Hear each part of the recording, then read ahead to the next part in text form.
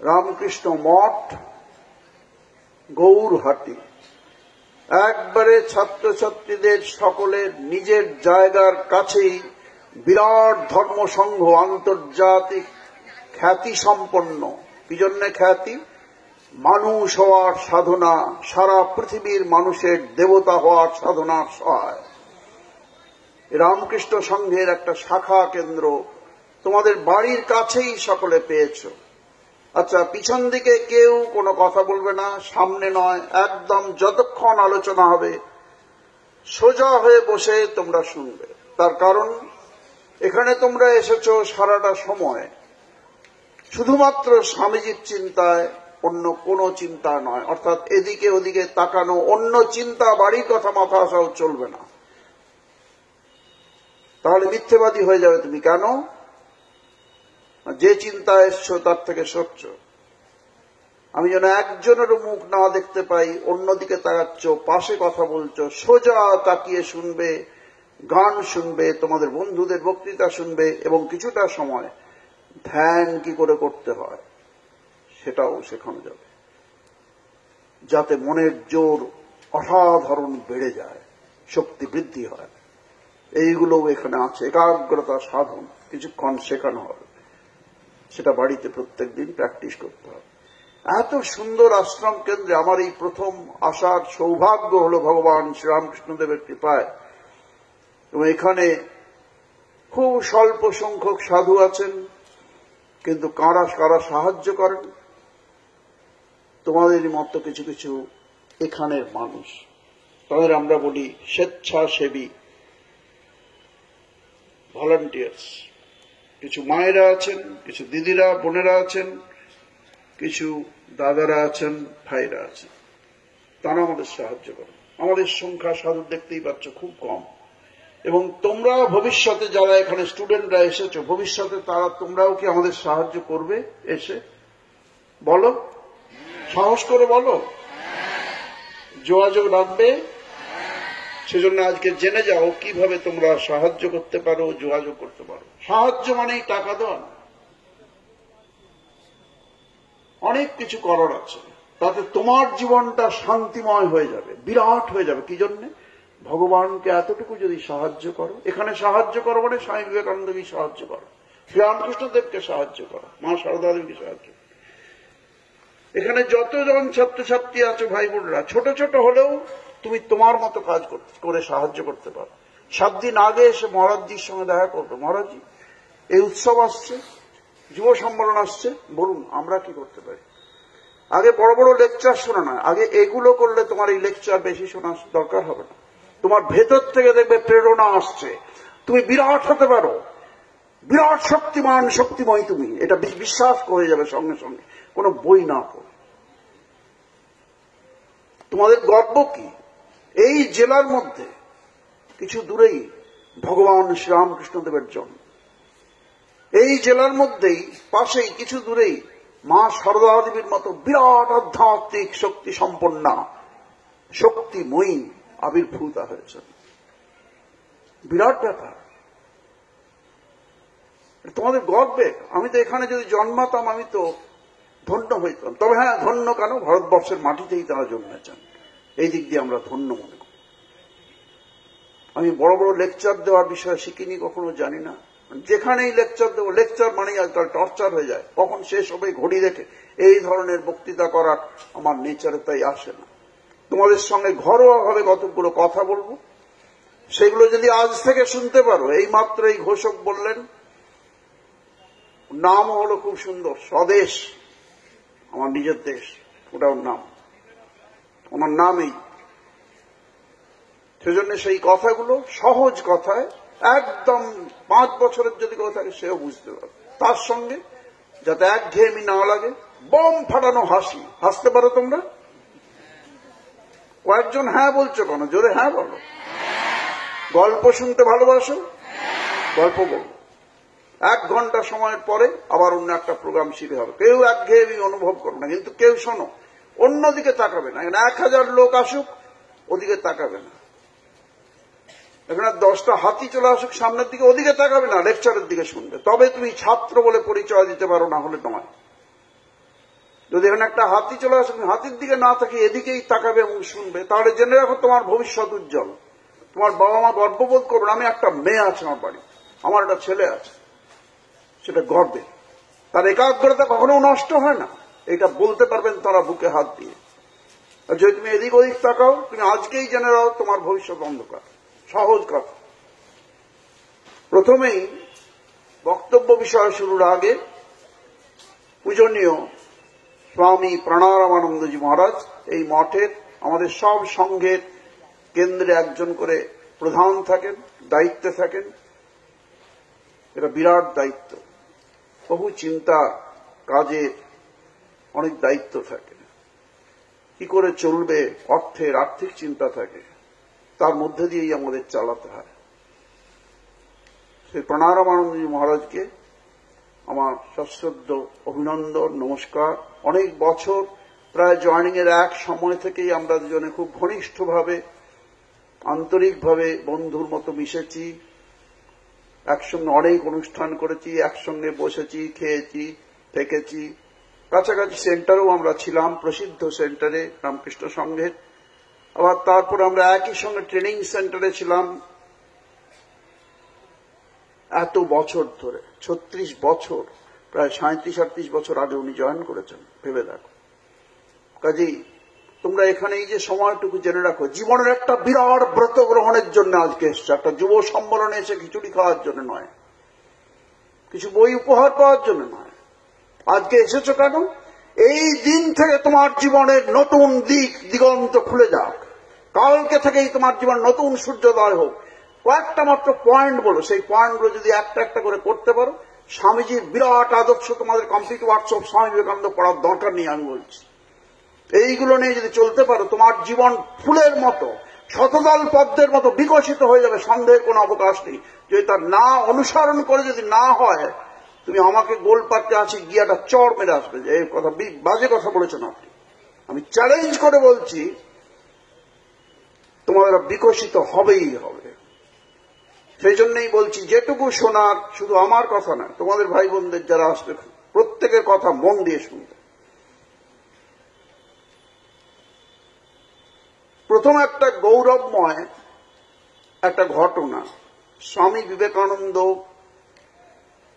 যে ইউথদের ভালোবাসতেন, পূজনীয় মহারাজজি প্রথমেই বলে শুরু করেছেন।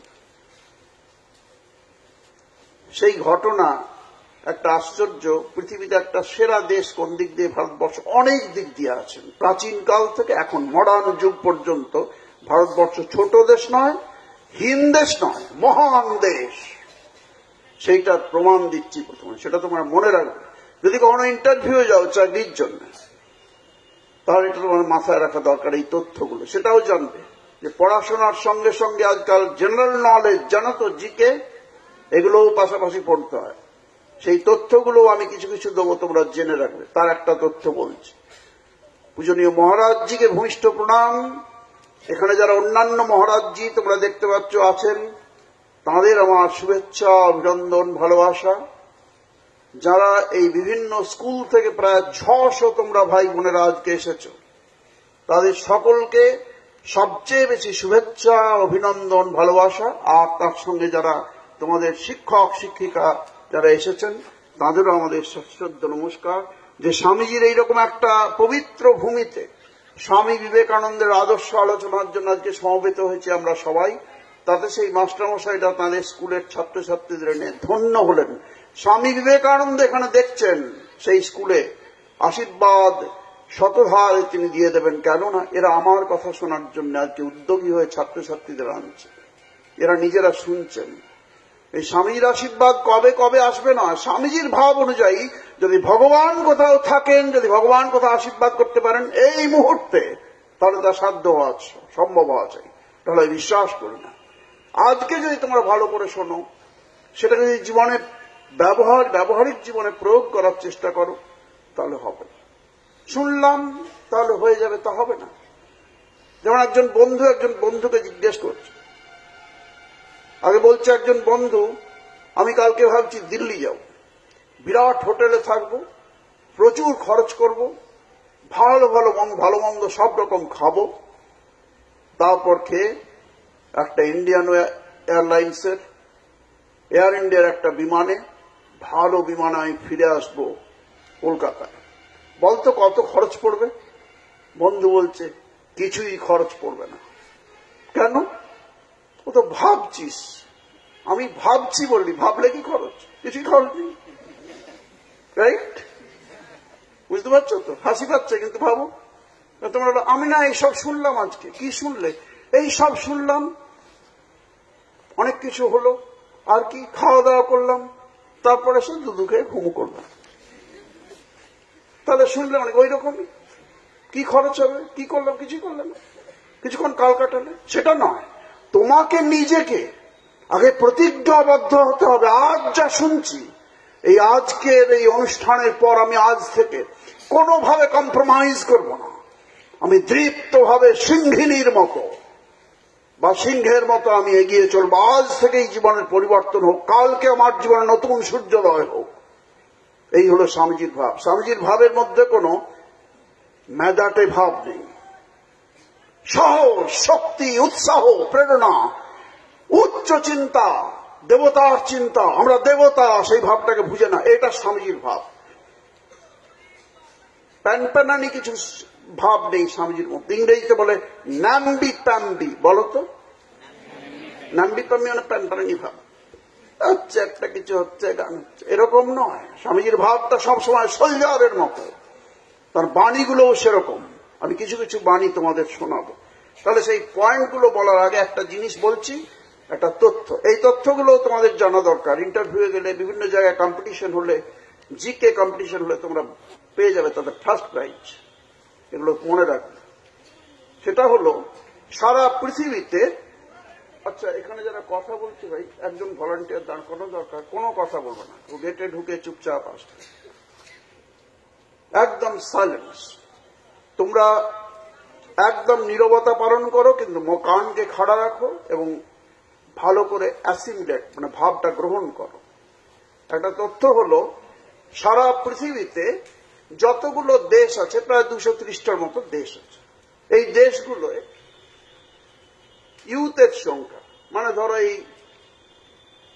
15 ক্লাস থেকে বা 12 ক্লাস বলছি, 15 বছর থেকে ধরো 24 বছরের মধ্যে এরকম ইউথ আছে। তো তার চেয়ে একটু বড় হলে 35 বছর পর্যন্ত হলে তাদেরও ইউথ বলা হয়।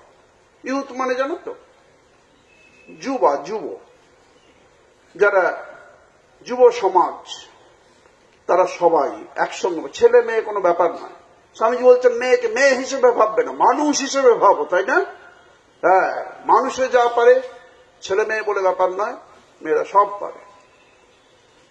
কাজেই সেখানে ইউথদের সংখ্যাটা সারা পৃথিবীর এতগুলো দেশে যতটা সংখ্যা আছে, ইউরোপের এতগুলো দেশ বলো, উত্তর আমেরিকার নানা দেশ আছে, তার মধ্যে ইউনাইটেড স্টেটস অফ আমেরিকা আছে, কানাডা আছে, মেক্সিকো আছে, কত দেশ আছে, ম্যাপে দেখে নেবে তোমরা, পড়াশোনার স্টুডেন্ট। এই এতগুলো দেশের মধ্যে কোন দেশে ইউথের সংখ্যা এত বেশি নেই যা ভারতবর্ষে আছে। সেটা কত?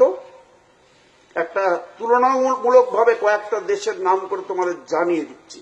তাই ভারতের ইউথের সংখ্যা, যাদের স্বামীজি ভালোবাসতেন, আমি বিশ্বাস করি, আমি নির্ভর করি কাদের উপরে? যারা ইয়াঙ্গার জেনারেশন, নতুন উঠে আসছে যারা, তাদের, মানে তোমাদের উপরে। মানে ভবিষ্যৎ ভারতবর্ষ আমাদের সামনে আজকে এই প্যান্ডেলের মধ্যে। একজন যদি সৎ হয়, কোটি কোটি মানুষের কল্যাণ করতে পারে। আর তোমরা আজকে আছো প্রায় 650 জন। কি কল্যাণ করতে পারো ভারতের? ভাবো। সেই প্রতিজ্ঞা গ্রহণ করতে হবে। সেই সংখ্যাটা ইউথের সবচেয়ে বেশি হলো ভারতবর্ষে। তুলনামূলকভাবে বলছি, দেখো, বাংলাদেশে আছে 4,09,00,000 ইউথ। শুনে যাও ভালো করে, কাছাকাছি দেশগুলো। পাকিস্তান 5,90,00,000, মানে 6 কোটি ধরো না।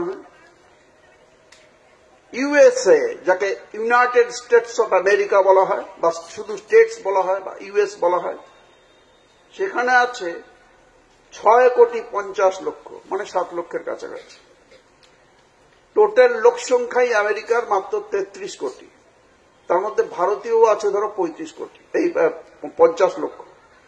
তাহলে ভেবে নাও, ওদের হলো 6 কোটি 50 লক্ষ। ইন্দোনেশিয়া বিরাট দেশ, 6 কোটি 70 লক্ষ। চায়না পৃথিবীতে সবচেয়ে বেশি লোক, জানো তো? সেখানে আছে 26 কোটি 90 লক্ষ, মানে 27 কোটি, প্রায় 27 কোটি ইউথ। ঠিক আছে, 12 থেকে 24, 35ও ধরা হয়নি তার মধ্যে। ভারতবর্ষের কত দেখো, ভারতের সবচেয়ে বেশি পৃথিবীতে, প্রায় 36 কোটি। ভাবতে পারো? বলো, ভারতের যুব সমাজের সংখ্যা 36 কোটি। এটা যদি 35 পর্যন্ত ধরা হয় তাহলে প্রায় 45 কোটি শুধু ভারতবর্ষে ইউথ পাওয়া। জানলে তো? এটা একটা গর্বের বিষয়। যদি যুদ্ধ লাগে, ভারতের কখনো কোনো ভয় নেই। ঠিক, এইটা মনে রাখবে। এরকম তথ্যগুলো তোমাদের জানা দরকার। কয়েকটা মাত্র পয়েন্ট তোমাদের বলছি, এগুলোকে ভালো করে শুনে রাখো। এই পয়েন্টগুলো তোমাদের আজকে বিকেল থেকে যদি বলো স্টার্ট করবে, স্টার্ট করতে পারো। সেগুলো কি? 6টা পয়েন্ট। প্রথম পয়েন্টটা হলো, আমি সংস্কৃতে বলছি, ওটা বাংলাতেও একই শব্দ। প্রথমে বলো সবাই, বাহুবলম। বাহুবলম মানে কি? শারীরিক শক্তি। ঠিক আছে? এই যে খুকু, এইদিকে কোনো দিকে তাকাবে না, হাত নড়বে না। হাত নড়ছে মানে মন ভীষণ চঞ্চল। আগে সবাই আজকে প্রতীক দেখো, টেস্ট কর, নিজেকে টেস্ট কর। আমি যখন তাকিয়ে আছি, বসে আছি, শরীর কি নড়ছে সেটাও টেস্ট কর। শরীর এত স্থূল, সেটা স্থির হলে মনও স্থির হবেই। প্রথমে শরীরকে স্থির ভাবে রাখো, এদিকেই তাকিয়ে থাকো, কোনো দিকে তাকাবে না। বাহুবলম মানে কি? স্বামী বিবেকানন্দের স্বাস্থ্য দেখেছ? যে কোনো ছবিতে দেখো স্বামীজির স্বাস্থ্য, একটা দৃপ্ত চেতনার দৃঢ় চেতা, সাহসী শক্তিমান একটা একজন পুরুষ দাঁড়িয়ে আছেন, আশিষ্ঠ বলিষ্ঠ দৃঢ়, তাই না? দেখেছ তো ছবি স্বামীজির? হ্যাঁ। কাজে প্রথম কি দরকার? যে কোনো মহামানব জানবে তার আগে স্বাস্থ্যটা ভালো থাকা চাই। আজ পেট খারাপ, পরশু মাথা ব্যথা, কালকে মাথা গরম, স্কুলে যেতে পারছি না, এই করতে পারছি না, এই পাচ্ছি না যারা, তারা স্বামীজির ভাষায় মানুষ হওয়ার এখনো যোগ্য হয়নি। আগে শরীর শারীরিক শক্তিটা ঠিক থাকা। তার জন্য কি করবে? কি করা উচিত বলো? তোমরাও বলো কিছু। মহারাজ আগেই বলেছেন, তোমাদের আমরা যা বলবো জিজ্ঞেস করা যায়। তোমাদের বলো, বুদ্ধিতে কি বোঝা? শারীরিক শক্তির জন্য কি কর? হ্যাঁ, ব্যায়াম, খাওয়া নয়। যদি বলো খাবো বেশি করে আজ থেকে, মহারাজ বলে দিচ্ছেন আজ থেকে খুব, তাহলে খেয়ে খেয়ে সবাই একটা করে হিপোপটেমাস হয়ে যাবে। চিড়িয়াখানায় হিপোপটেমাস না, হিপোপটেমাস কেন? হয়তো গৌরহাটিতেই আছে, কত চাই। কিছুই কাজ করতে পারবে না, কোনো চিন্তাও আসবে না, সারাদিন ঘুমাবে পড়ে পড়ে, আর রেজাল্ট তো একবারে ততই বছর, কিছুই হবে না। তাই খাওয়াতে শক্তি হয় না। খুব হালকা খায়, অনেক সাধক আছেন দেখবেন সামান্য খান, অবাক হয়ে যাবে। কিন্তু কেন? যেটুকু দরকার সেইটুকু খাবেন। আর কি করতে হবে? প্রত্যেক দিন একটু ব্যায়াম। ব্যায়াম মানে তুমি ভেবো না বারবেল ডাম্বেল কিন্তু আজকেই যাবে, তা নয়। তুমি বাড়ি থেকে এতটা আসছো, কোনো কোথায় সাইকেলে আসবে কি রিক্সায় আসবে, কি ধরো রিক্সা হয়তো এখানে নেই, একটা বাসে আসবে। তুমি দেখো 2 কিলোমিটার তো আমি রোজ হেঁটে যাব, এটা এক্সারসাইজ হয়ে গেল। প্রতিদিন কিছুটা হাঁটবে, 1-2 কিলোমিটার। আজকাল থেকে তোমরা একটা গ্রুপের চিন্তা করো, যারা টিচার এসেছেন ঠিক করুন। আমার স্কুল থেকে 5টা গ্রুপ থাকবে, একজন করে লিডার করে দিন। লিডার, ছেলেদের আলাদা গ্রুপ, মেয়েদের আলাদা গ্রুপ। যে 10টা করে যদি ছেলে থাকে মেয়ে থাকে, কাল থেকে শুরু করে দিতে পারেন যে 1 ঘন্টা 40 মিনিটের মধ্যে ধরো 20 মিনিট যাবে, 2 কিলোমিটার জোরে হেঁটে যাবে, ঘেমে স্নান করে যাবে, এমন পরিষ্কার হালকা পোশাক পরে 2 কিলোমিটার জোরে হেঁটে, একে বলে ব্রিস্ক ওয়াকিং। বলো BRISK, ব্রিস্ক ওয়াকিং মানে জোরে হাঁটা, দুপাশে হাত দুলিয়ে জোরে হাঁটা, একে বলে ব্রিস্ক ওয়াকিং। পার্কে বেড়ানোর মতো এরকম করে হতে হবে না। এইটা তুমি রোজ যদি করো, 15 দিন পরেই তুমি ফিল করবে, বাহ বেশ তাজা লাগছে, সব কিছু মনে থাকছে, কিছু ভুলে যাচ্ছি না, পড়ার সময় বেশ অ্যাটেনশন কনসেন্ট্রেট করতে পারছি। এটা হবেই হবে। শরীর। এই শারীরিক শক্তি এটা। যদি বলো শারীরিক শক্তির এত কি, আর কি যোগাসন করতে পারবো? যোগাসন নিজে নিজে করা যাবে না।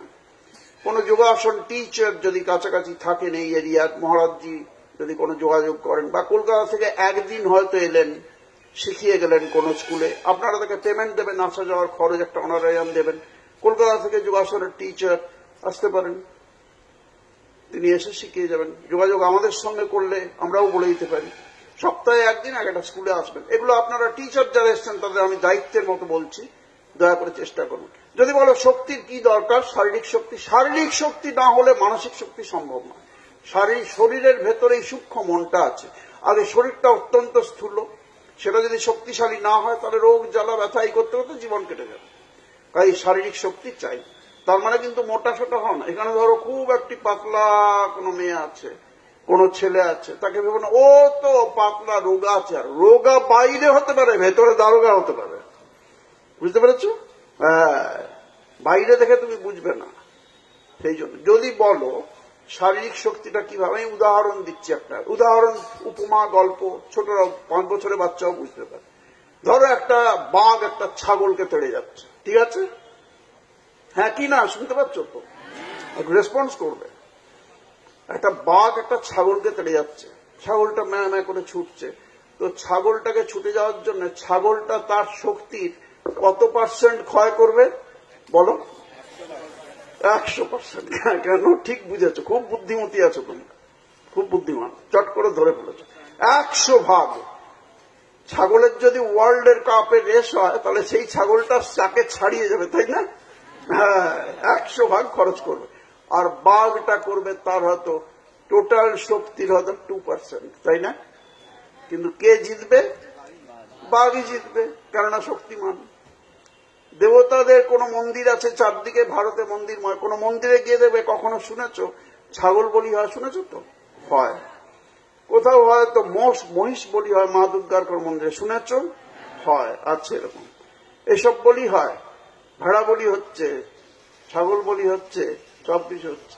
কোন মন্দিরে কখনো শুনেছ যে সেখানে সিংহ বা বাঘ বলি হচ্ছে? কেউ শুনেছ শেষ পর্যন্ত? কোন কালে শুনবেও না। যে বলি দিতে যাবে তাকে দিয়ে সে ব্রেকফাস্ট করে ফেলবে।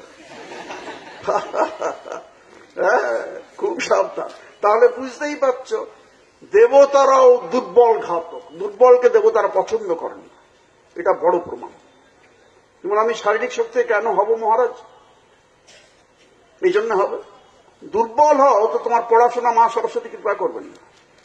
আমি স্পোর্টসে কিছু ভালো হবো, স্পোর্টসের যিনি দেবতা তিনি পছন্দ করবেন না। এখানে মন্দিরে এসে বলে মা আমাকে এটা করে দাও, মা সারদা, বলতে আগে শক্তিময়ী হও তারপরে আসবি। আমি শক্তিময়ী, আমি শক্তি দিয়ে দেবো। কিন্তু ওই মেধাটা হও, বাবা মা বলবেন, হয়তো মা হয়তো বলবেন আজকে বৃষ্টি পড়ছে তুই স্কুলে যাস না, তুই তাই ভালো চপ মুড়ি করো, খেয়ে আমি ঘুমু করি। তার বিদ্যালয় হবে না, সে যেন নিজেকে স্টুডেন্ট বলে পরিচয় না দেয়। তাহলে প্রথম হলো বাহুবলম, তারপরে এটা মনে থাকবে তো। আজ থেকে চেষ্টা করো কিভাবে করা যায়। এটা স্বামীজির, যদি এটা করলে কি হবে, স্বামী বিবেকানন্দের আদর্শ অনুসরণ করবে তুমি। এই 6টা পয়েন্ট স্বামী বিবেকানন্দের আদর্শ অনুসরণ। ধরো বলে স্বামীজির কমপ্লিট ওয়ার্কস প্রথম অধ্যায় পড়ো, আমি বলে দিচ্ছি, প্রথম খণ্ড পড়ো, দেখবে কিছু বুঝতে পারবে না তুমি। কোন একটা বড় খণ্ড পড়ো, চট করে বুঝতে পারবে না। কিন্তু এইগুলো স্বামীজির সমস্ত কমপ্লিট ওয়ার্কস এখন পড়াচ্ছে, তোমাদের যা বয়স, এই 6টা পয়েন্ট পালন করো, ব্যাস। স্বামীজি তোমাদের আশীর্বাদ এমন ভাবে করবেন, একটু ঝর্ণার মতো আসবে না, ফ্লাডের বন্যার মতো আসবে, আসবেই আসবে। তাই এটা করতে পারবে সবাই, এর জন্য টাকা পয়সা খরচ নেই, তোমাকে খাটান, তাই না? প্রত্যেক দিন আজ থেকে শুরু করে দাও, খাতা করো, নোট করো। এই 2 হলো মনোবলম, বলো জোরে। মনোবলমটা কি? মনোবলম হলো মনের জোর বাড়ানো। কি করে বাড়াবে? এই তো এখানেই বললাম, প্রতিটি দিন প্রতিটি মোমেন্টে তুমি মনের জোর বাড়াতে পারো। প্রতিটি দিন প্রতিটি মোমেন্টে। ধরো এখানে যারা বসে আছো, একজনও যদি আমি বলেছি অন্যদিকে তাকাবে না, যদি তাকাও জানবে তুমি জীবনে কোনো বিষয়ে বড় হতে পারবে না। আজকে এখনই প্রমাণ করে দেয়। আমি হাত দেখে, চোখ দেখে, কপাল দেখে কে কি সুন্দরী না, কে কি লগে আছে না, এখানে জুয়েলারি গয়না গাটি পরে ফের লাভলি লাগিয়ে বসছে। আমরা বলতে পারবো না, কিন্তু যদি এখানে দেখি, আমি বলেছি তোমরা এদিকে তাকাবে শুনবে, তার মধ্যে অন্যদিকে তাকাও কেউ, আমি আর বলছি না, জানবে সে ছাত্র বা ছাত্রী বলে পরিচয় দিও না কোনো, তার ভবিষ্যৎ আমি লিখে দিতে পারি এখানে এই গৌরহাটিতে বসে, তুমি ভবিষ্যতে মিলিয়ে নেবে, একবার অব্যর্থ 100% সত্যি বলে দেবো, চ্যালেঞ্জ করে, তার মা বাবাকেও বলে দিতে পারি তাকে। একাগ্রতা মনোবলম কি করে বাড়বে? এইরকম চলছে গড্ডলিকা প্রবাহ একটা সারাদিন, কোনোদিনই হবে না। তোমাকে এই মুহূর্ত থেকে প্রতিটা দিনের প্রতিটা কাজের মধ্যে তুমি মনোবলম বাড়াতে পারো। যেমন আমি বলছি, ধরো এখানে এখন শুনছে, মানে পুরো মনটা থাকবে তোমার এই 9টা থেকে শুরু করে যটায় শেষ হবে, যে কোনো গান, কে গান গাইল, কেমন ভাবে গাইল, কতটা ভাব সমৃদ্ধ হলো আমাদের, আমরা সমৃদ্ধ হলাম। কেউ আবৃত্তি করলো, এই যে মেয়েটি আবৃত্তি করলো এত সুন্দর আমার লাগলো। আমাদের গোল পার্কে কেউ কেউ আসে কোনো কোনো জেলা থেকে, তারা এত সুন্দর করতে পারে না। এই যে এক্ষুনি শুনলাম যে আবৃত্তি করলো, শুনলেন আবৃত্তি এত সুন্দর হলো, প্রাণটা ভরে গেল। তেমনি ধরো আরো অন্য সব করলেন, স্বদেশ মন্ত্র পাঠ করলো ভাইরা, সব কি সুন্দর সবাই মিলে। কাজে প্রতিটা মোমেন্টে প্রতিদিন তুমি করছো। মা বললেন এই এখন তুই এই এঁচড়টা কাট, এঁচড় যখন কাটছো তখন তুমি পরিষ্কার বাজার জিনিসটা ধুলে সমগ্র মনটা ওখানে দিলে, যে এটাকে সুন্দর করে যেভাবে করে স্টেপ বাই স্টেপ, হাত না কেটে, হাত কেটেছো মানেই তুমি অপদার্থ, সুন্দর করে ওটাকে ছাল ছড়ালে এ করলে, তারপরে যেভাবে কাটার যেভাবে করার সবগুলোকে সমান করবো, দেখি পারি কিনা, সবগুলো পিসকে সমান করে কাটলে তোমার একাগ্রতা বাড়ছে, তুমি রেজাল্ট ভালো করবে। আমার যে কেন রেজাল্ট ভালো হলো না আমি জানি না, জানবে কি করে? তুমি তো একাগ্রতার চেষ্টা করছো না। হঠাৎ একদিন এসে স্বর্গ থেকে মা সরস্বতী এসে বলবেন বৎস তোমার একাগ্রতা আমি বাড়িয়ে দিলাম, কোনোদিনই হবে না জেনে রাখো। কিন্তু এটা যদি তুমি রোজ করো, যে কাজটা করছি, তোমার বাবা যদি বলে আমি অফিসে যাবো না, তুই জুতোগুলোকে পালিশ করো, ব্রাশ নিয়ে প্রথমে ধুলোটা ঝাড়লে ভালো করে, একটা ব্রাশ দিয়ে ঝেড়ে দিলে, ওটাকে দিয়ে অন্য কালি একটু লাগালে, জুতোর কালি সুন্দরভাবে করে দাও। তুমি জানো আমার জীবনে এটা করেই আমি শ্রেষ্ঠ হতে পারি। মন্দিরে চন্দন ঘষছো, পুরো মনটা ওখানে দাও। এইভাবে তুমি রান্না করো, রান্নাটা মেয়েদের কাজ নয়, ছেলেরাও করে। রান্না যদি করো কোনো একটা জিনিস, 10টা 20টা লোক করুক, তুমি যদি করো, যে কেউ ওটা টাচ করেই বলবে একই জিনিস, ধরো এঁচড়ের তরকারি করেছে এতজন লোক, কেউ বলা হলো না, সবাই দেখবে হাত দিয়ে বলবে এটা কে করেছে। অনেকে যদি বলে তখন তোমার বিশ্বাস হবে, বাহ সবাই আমারটা হাত দিয়ে বলছে কেন, তার মানে ওই যে তুমি রোজ একই জিনিস পুরো কনসেন্ট্রেট করছো, ওটার রেজাল্ট এটা, তোমারটা হবে বেস্ট। বিশ্বাস হচ্ছে না তো, এটা অক্ষর অক্ষরে সত্যি। যে কাজটা করবো, কাজে একাগ্রতা সাধনের জন্য কোথায় নাক চোখ বুঝে বন্ধ করে তুমি কিছুক্ষণ বসে থাকবে এটা নয়। আমরা একটা এখানে শেখাবো, এক্সাম্পল একটা শেখাবো, এটা তুমি বাড়িতে প্র্যাকটিস করতে পারো ওভাবে। কিন্তু জেনে রাখো, যে কোনো কাজ করছো পুরো মনটা তাতে ঢেলে দিয়ে করো, হ্যাঁ একবার একাগ্র হয়ে করো, ওইটা অন্যদিকে তাকাবো না। বাড়িতে পড়তে বসবে, 8টা থেকে 10টা তোমার পড়ার, কি 7টা থেকে 9টা, এই সময়টায় তুমি পড়ায় যে সময় দিলে, এখানে সেলফোন বাজছে, ওদিকে রিং হচ্ছে, তুমি কোনোটায় যেতে পারবে না। তুমি যদি যাও, তুমি স্টুডেন্ট বলে পরিচয় দিও না, দেওয়ার অধিকার নেই তোমার। 7টায় বসেছো, 9টার মধ্যে পড়া মানে পড়া, স্টাডি আওয়ার্স, অন্য কোনো কথা না। তবে তুমি বলবে আমি স্টুডেন্ট। তাহলে মনোবলমটা হয়ে গেল। একটু প্র্যাকটিস করতে হবেই। শরীর যদি দুর্বল হয়, মন দুর্বল হবে। এই দুটো একবারে ক্লোজলি রিলেটেড, একটার সঙ্গে একটা যুক্ত, সেটা হয়ে গেল। এরপর মনোবলমটা বাড়বে না কতগুলো বদভ্যাসের জন্য। আমি বলছি, তোমরা বলো। যারা বেশি খায়, যারা বেশি ঘুমায়, যারা বেশি কথা বলে, এদের কখনো মনোবল বাড়বে। এবারে তোমরা ভেবে নাও, যদি তুমি টকাটিভ হও, সবসময় কথা বলছো, বকর বকর বকর বকর করছো টিয়া পাখির মতো, টিয়া পাখিও বলে না, যেটুকু শেখানো হয় সেটুকু বলে। যদি ওরকম করো, কথা বলার মেশিন, তুমি জীবনে কিছু বড় করতে পারবে না। বেশি ঘুমাও, 6 ঘন্টা ঘুমালে, 10টায় শুতে গেলে 11টা 12টা 1টা, দুটো তিনটে চারটে, চারটে দেখবে ঘুমটা ফুরিয়ে গেল, মানে নেই ঘুম, ঘুমাবে, ঘুম ফুরিয়ে গেছে। আরো কিছু প্রসেস আছে, সেগুলো পরে বলা হবে, সংক্ষেপে আমাদের ওইটুকু বলতে হবে। কাজে যারা এগুলো করে তাদের মনোবল বাড়বে না। এবারে তুমি নিজে বিবেচনা করে নাও। 3 হলো আত্মবিশ্বাস। বলো জোরে। হ্যাঁ, এটা সংস্কৃতে উচ্চারণ হয় আত্মবিশ্বাস, ঠিক আছে? ওটাও বলো একবার। হ্যাঁ, আত্মবিশ্বাস মানে কি কিছুটা তোমাদের ধারণা আছে। ধরো তুমি যে কোনো কাজ হাতে নেবে, যে কোনো কেউ আলোচনা করছে কোনো কাজের, সেটায় তোমার নিজের দিক থেকে কি সাহায্য আসবে, কে আসবে, তাহলে কি হবে, এইগুলো তুমি একদম প্রথমেই ছেড়ে দাও। প্রথমেই তুমি ভেবে নেবে কি তোমার একটা একজন দায়িত্ব দিলেন, তুমি নিজের উপরে প্রথমে আস্থা রাখবে। এই দায়িত্ব দেওয়া হয়েছে, এটা আমি করবই। আমি কি করবই বললে করব? I can, I must, I do. পৃথিবী একদিকে যদি দাঁড়ায়, সমগ্র পৃথিবী, আমি এটা করবই। আই ক্যান, আমি পারি, আমি পারবই, আমি করবই। আমার কোনো আর দ্বিরুক্তির কথা নেই, প্রশ্ন নেই, আমি করবই, নিশ্চয়ই পারব। যত বাধা আসবে আমি অতিক্রম করে করবই। এইটা হলো আত্মবিশ্বাস। বুঝতে পেরেছ? কোন সন্দেহ হচ্ছে কারো? তাহলে কোশ্চেন আনসারিং আছে, প্রশ্নোত্তর পর্ব, সেখানে জিজ্ঞেস করবে। আত্মবিশ্বাস মানে নিজের ওপরে আগে পূর্ণ বিশ্বাস। কোন বন্ধু আসবে, যদি বৃষ্টি হয়, যদি এই হয়, সব ছুটিয়ে দাও, ঝাঁটা মেরে লাথি মেরে বিদায় করে দাও। মনে হচ্ছে ওই চিন্তা, পজিটিভ থটস, আমি করবই, আমি পারবই, এটা সব সময় সারা জীবনের জন্য আজ থেকে এই ভাবটা নিয়ে রাখো। কিন্তু প্রথমেই বলেছি, যদি কুঁজো হয়ে বসো, বাজে চিন্তা, দুষ্ট চিন্তা, এইসবগুলো আসবেই। শরীরের ধর্ম। দাঁড়াবে সোজা হয়ে, বসবে সোজা হয়ে। তার মানে এই নয় বসবে মানে সোজা এরকম করে কাঠের পুতুলের মতো, তার লোকে পাগল ভাবতে থাকে, তো পাগল। কেউ ডাকছে, তুমি বলে আপনি হাসাচ্ছেন কেন? আপনি তো রামকৃষ্ণ মিশনের সাধু, বক্তৃতা করতে এসছেন। হাসাচ্ছি এই জন্যে, যদি কেউ গোমড়া মুখে থাকে তাহলে তার দ্বারা কিছু হবে না। শ্রীরামকৃষ্ণ বলেছেন কি জানো? কথামৃত পড়বে, আমি গোমড়া মুখ দেখতে পারি না। কিরে, ওখানে যুব সম্মেলন হচ্ছে, যাবি?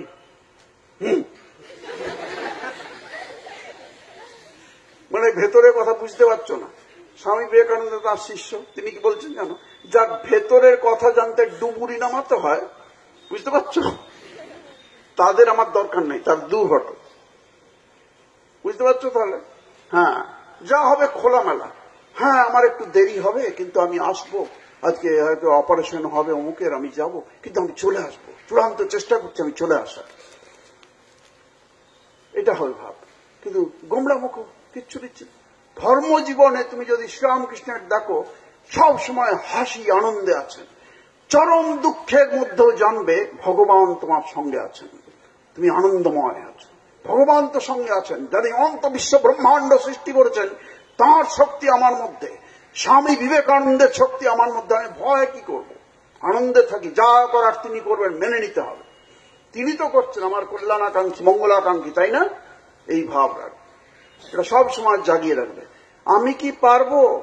আমি তোমাদের মতো এরকম ছাত্রছাত্রীদের নিয়ে কাজ করি, 12 ক্লাস থেকে post graduation level, BA M A করছে, তাদের নিয়ে বহু বছর ধরে। জয় রামকৃষ্ণ মিশনে আসার আগে থেকে প্রায় 45 বছর ধরে এটা করছে। রামকৃষ্ণ মিশনে এর সাথে করছি, তা ওদের ভালোভাবে চিনি। যদি কোনো ছাত্রছাত্রী নতুন বলে, মহারাজ আমার বন্ধু এসছে, এরকম করে নিয়ে আসছে, বলে মহারাজ আমি না খুব পড়ি, রাত জেগে পড়ি, কিন্তু আমি কি পাস করব? আমি সঙ্গে সঙ্গে উত্তর দিয়ে দিই, আদৌ না। সে কি মহারাজ? হ্যাঁ নিশ্চয়ই। কেন বলো তো? এটা গীতায় ভগবান শ্রীকৃষ্ণও বলেছেন, তুমি যদি সন্দেহ করো আমি কি পারবো, আমি কি পারবো না, কে সন্দেহ হচ্ছে? আমি তো বলেছি আত্মবিশ্বাসের কথা। তোমার নিজেরই তো বিশ্বাস নেই, আমি কি পারবো? পারবে না। সোজা উত্তর, কিছুতেই পারবে না। তবে আমি পারবোই মহারাজ। হ্যাঁ তুমি পারবে। বুঝতে পেরেছ? এইটা হলে ভাব। এগুলো কি বোঝার, আমার বক্তৃতার বিষয়গুলো বোঝার কারো কষ্ট হচ্ছে? হচ্ছে না। এইটা পরিষ্কার, এগুলো পরিষ্কার করে না, তাহলে তোমার বিরাট কমপ্লিট আসো। স্বামী বিবেকানন্দ কি বলেছেন, ওখানে কি বলেছেন, এত বেশি হয়ে যেত। তোমাদের যা বয়স আছে এটুকু যথেষ্ট। পরিষ্কার আইডিয়া ক্লিয়ার করে নাও। কাজে আগে হলো তোমার নিজের বিশ্বাস থাকা চাই। সানিয়া মির্জা, উইলিয়াম সিস্টার্স, সৌরভ গঙ্গোপাধ্যায়, সচিন তেন্ডুলকর, যারা যারা যে কোনো ফিল্ডে বড় হয়েছেন, বিজ্ঞানী, তুমি যে কোনো বিজ্ঞানী আবিষ্কার করে, পেনিসিলিন আবিষ্কার করেছেন আলেকজান্ডার ফ্লেমিং, তখন তিনি একটা অল্প বয়সী যুবক। তার আবিষ্কার, আমি কি পারবো? কেউ ভাবেননি। যখন কাউকে হারাতে যাচ্ছে সানিয়া মির্জা, সে ধরো যাচ্ছে একটা আমাদের ইন্ডিয়ান সাইজের মেয়ে, একটা পাতলা করে দোকলা চেহারা, সে যাচ্ছে রাশিয়ান মেয়ে। রাশিয়ান মেয়ে কত বড়, তার কাছে একটা দানবের মতো চেহারা, এরকম করে ধরে ছুড়ে ফেলল। এই বিরাট ফিগার, তাকে যখন হারাতে যাচ্ছে, tremendous confidence, I will defeat her, এই ভাবটা থাকে। ওইটা বিরাট, চোখ মুখ ছেলে চেহারা দেখলে দেখবে কোনো খেলোয়াড়দের, ছেলে হোক আর মেয়ে হোক, কোনো ব্যাপার নয়, দেখবে সব সময় প্রাণোচ্ছল, উৎসাহ, উদ্দীপনা, স্পিরিট জেগে আছে, একবারে প্রদীপ্ত আছে। তুমি যে এরকম না হও, এরকম হলে জগৎ জেগে উঠবে, সমগ্র জগৎ তোমাকে বলবে উত্তিষ্ঠত জাগ্রত, ওঠো, জাগো, আরো এগিয়ে যাও। আর তুমি যদি এটা বলো আমি কি পারবো, কোনোদিন পারবো না। কেননা ওই ভাবটা তুমি বলছো, আমার ভয় করে, আমার না এটা ভয় করে, আমার না মঞ্চে উঠতে ভয় করে। ভয় করে তো তুমি নিজেই বলছো, যতদিন বলবে ভয় যাবে না। কোন দেবতার সাধ্য নেই তোমার থেকে ভয়টাকে সরিয়ে দেওয়ার, কারণ তুমি নিজেই তো বিশ্বাস করছো না, তাই না? ঠিক তো? আচ্ছা, তোমাদের খুব একঘেয়ে লাগলে আমি একটু হাসিয়ে দেবো কি না? সবাই বলছো না? একটা বাচ্চা মেয়ে, এটার সঙ্গেই আমাদের লেকচারের সম্পর্ক নেই, শুধু হাসির জন্য হাসি। শ্রীরামকৃষ্ণ এরকম হাসাতেন, আমাদের অনেক মহারাজজি, এমনকি প্রেসিডেন্ট মহারাজজি দেখছো মন্দিরের মূর্তি উদ্ঘাটন করেছেন, মন্দির উদ্ঘাটন করে, তারাও হাসাতেন খুব। তাই জন্য হাসির জন্যই হাসবে একটু, সারাদিনে 10 মিনিট সময় রাখবে, তোমাদের চুটিয়ে হাসবে, বুঝেছ? কিন্তু কারো নিন্দে সমালোচনা করে না, চুটিয়ে হাসবে, তাহলে তোমার শরীর ভালো থাকবে। শরীর মনকে ভালো রাখার জন্য হাসিটা খুব দরকার। কিন্তু ওই ক্লাবে গিয়ে হাসি, হাসুন 1 2 3 হাসুন,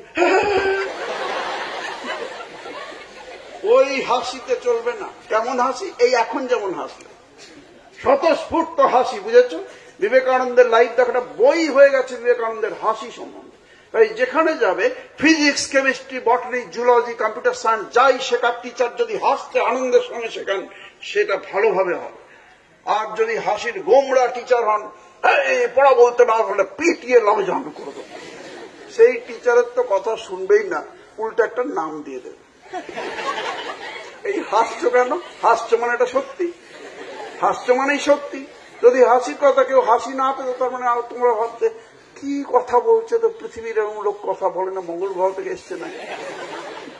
এই হাসিটার দরকার আছে, হাসির জন্যও হাসতে হবে, কিন্তু কারো নিন্দে সমালোচনা করে না, এটা মনে রাখবে। হাসি হবে অনাবিল হাসি। যেমন আমি হাসাচ্ছি, ধরো আমি যে হাসাবই তোমাদের, সেটা নিশ্চিত একবার কেমন কনফিডেন্স আছে, তোমরা যে হাসবেই কনফিডেন্স আছে। খুব যদি কেউ রাম গরুড়ের খুব নিকটাত্মীয়, এই দেখো হাস, এই দেখো হাসছো, আমি কি হাসালাম? বলিনি তো এখনো, মানে বলিনি, কিন্তু কেন হাসছো? তাহলে তোমাকে কথাবার্তা কেমন বলতে হবে, কথাবার্তাও কারোর সঙ্গে বলছো, ও আপনি কোথা থেকে এসেছেন, নমস্কার। ও তো ভাববে স্ট্যাচুর সঙ্গে কথা বলছে, পুতুল খেলা হয় সেরকম,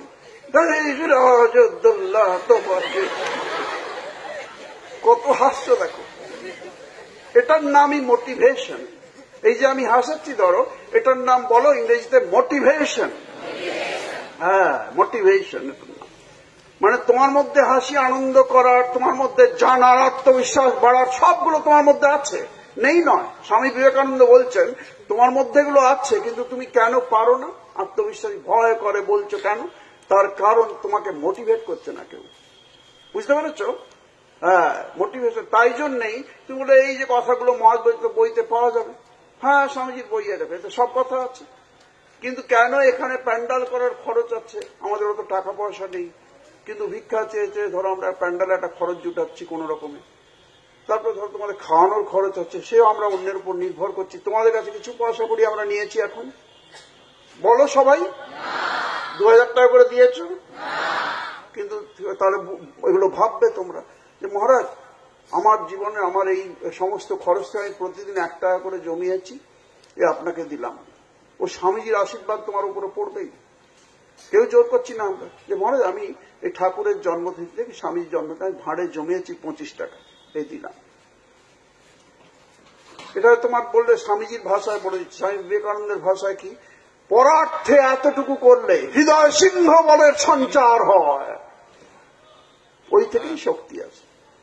তোমার বাবা কত বাড়ি কতলা বাড়িতে বাস করেন, দেখেছেন তোমাকে কত দামি দামি গয়নাগাটি পড়াচ্ছেন, কত তুমি গাড়ি আছে কটা, এতে তোমার ভেতরের শক্তি বাড়বে না।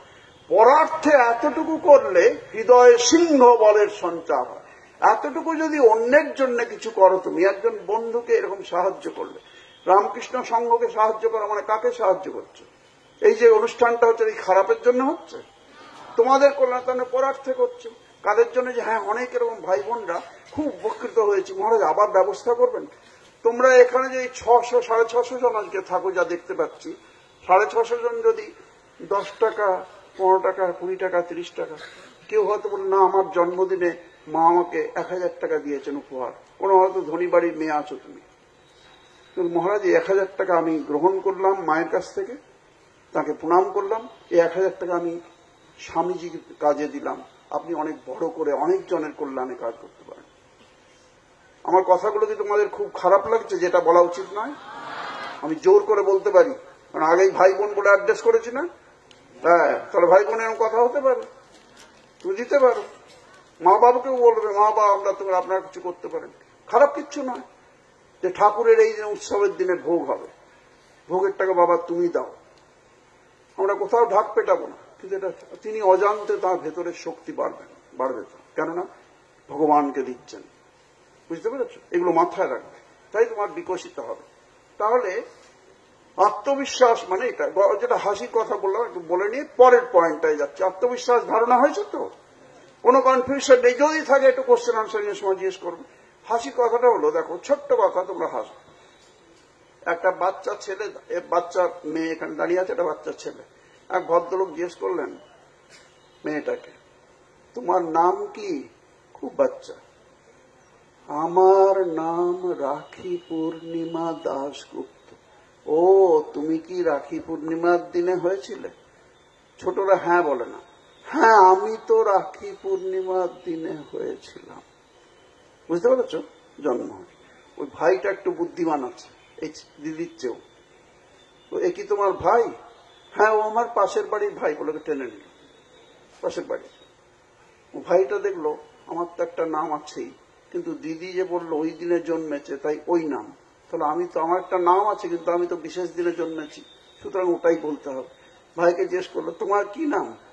ওর ওটা নাম না, কিন্তু দিদি যেহেতু বললো তাই বুদ্ধিমান করে এটা বুঝলো আমার অন্য নাম আছে, কিন্তু দিদির কাছে শিখলাম যা, ভাইটা বুদ্ধি খাটিয়ে বললো তোমার কি নাম? আমার নাম ভাই ফোঁটা বন্দ্যোপাধ্যায়।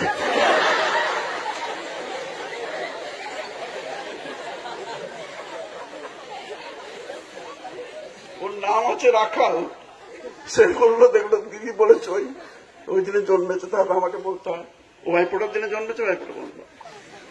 এই যে দেখলে হাসলে, এই হাসিটার সঙ্গে যদি কিছু শোনো, তার তোমার একটা দিনে এরকম যদি আনন্দের সঙ্গে কাজ শেখো, মা যদি কিছু কাজ বলছেন, এই এটা কুটে দে, এই জলটা নিয়ে, আবার আমাকে জল আনতে, তার মানে তুমি মানুষ হতে পারবে না।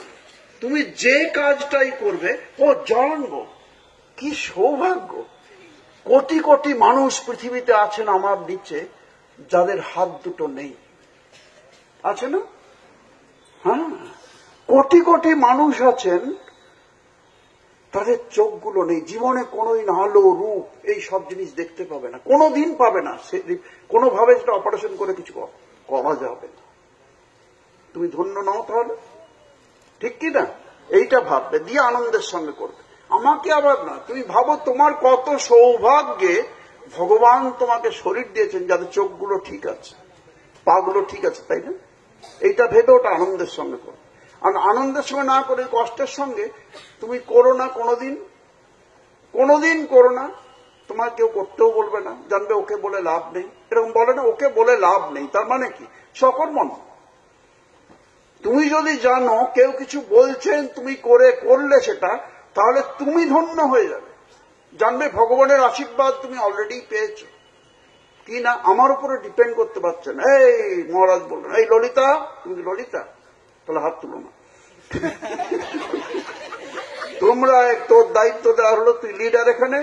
মহারাজ বললেন এখানে আসন পাবি, ওই দিনে উৎসব যুব সম্মেলনের দিনে সামনের দিকটা তোরা এই আসনগুলো পাবি। আর ওখানে রাখলো সঞ্জয় এই চেয়ারগুলোকে সব সেট করবি তুই, তার সঙ্গে তুই 10 জনকে নিবি, আমার কোনো আপত্তি নেই। তুমি জানবে যে মহারাজ আমার উপর ডিপেন্ড করতে পারছেন, তার মানে নির্ভর করতে পারছেন, তার মানে আমি ভগবানের আশীর্বাদ পেয়েছি। বুঝতে পেরেছ? এটা হলো ভাবনা, ধর্মসঙ্গত হবে, এটা তোমার ভাবনা হবে। তো এটা হয়ে গেল আত্মবিশ্বাস। এই আত্মবিশ্বাস কথাটা ভালোভাবে তোমরা আজ থেকে মজ্জায় মজ্জায় বোঝো। যত বাধাই আসুক আমি এগিয়ে যাবই। অসীম সাহস চাই, একে বলে সংস্কৃতে পুরুষকার।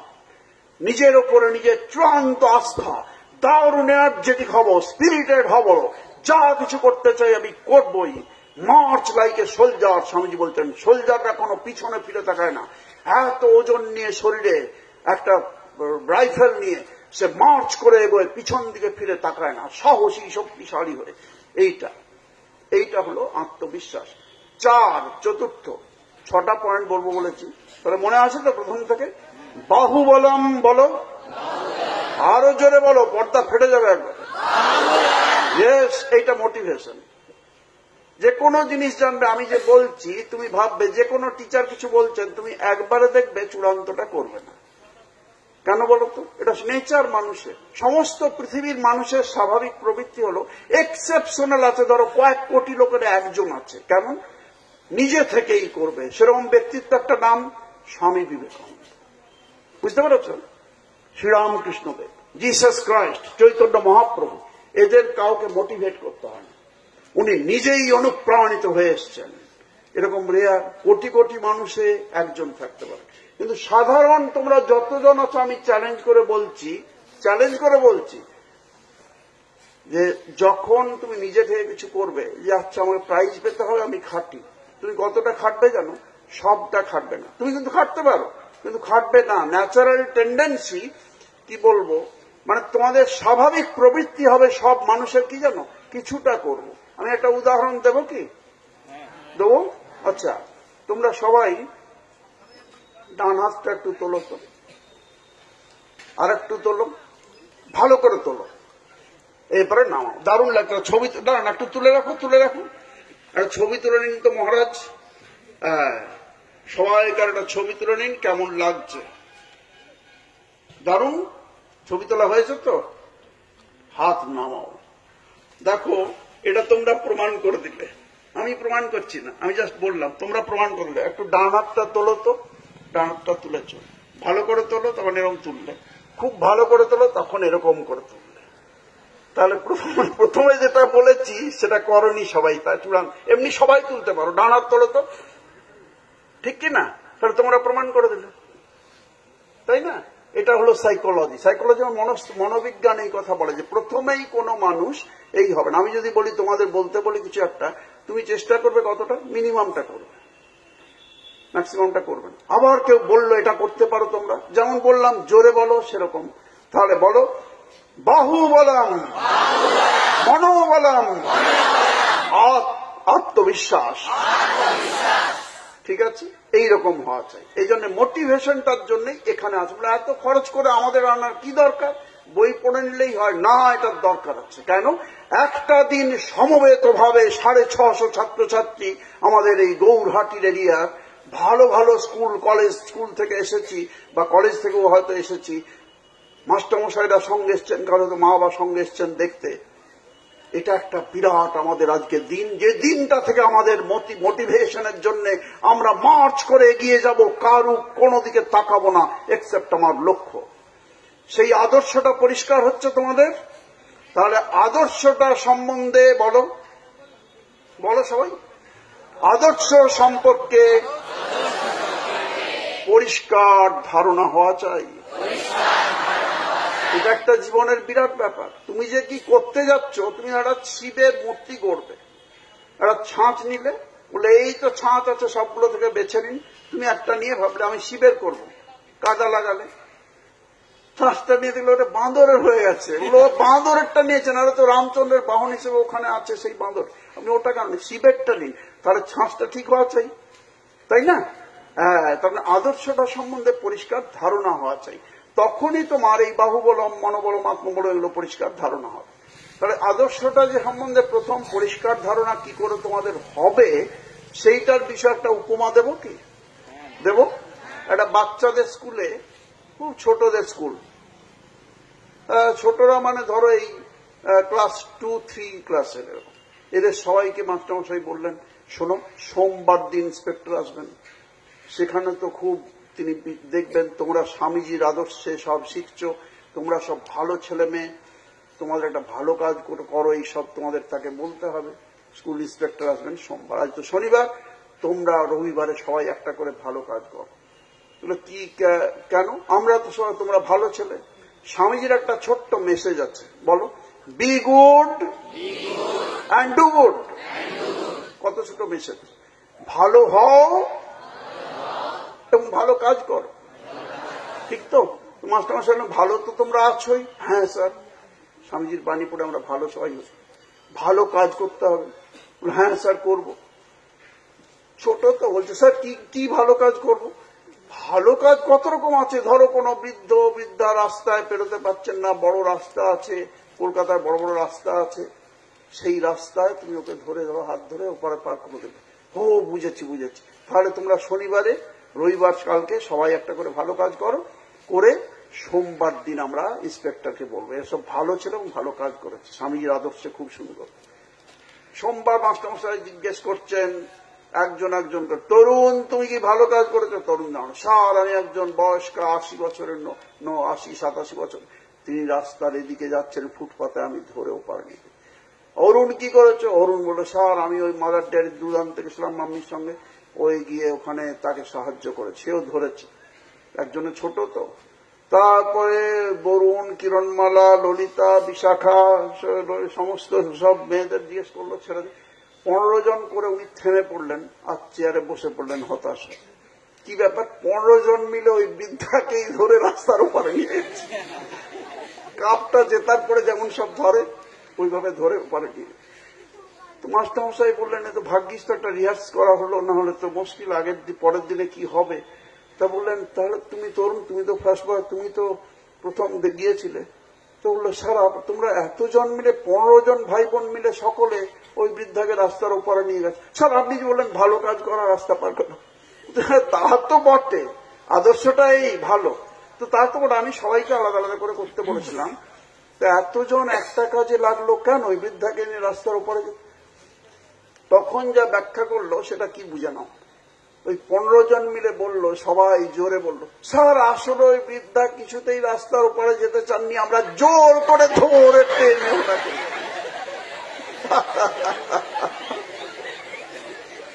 বোঝো ঠেলা, উল্টা সমঝিলি রাম, হিন্দিতে বল।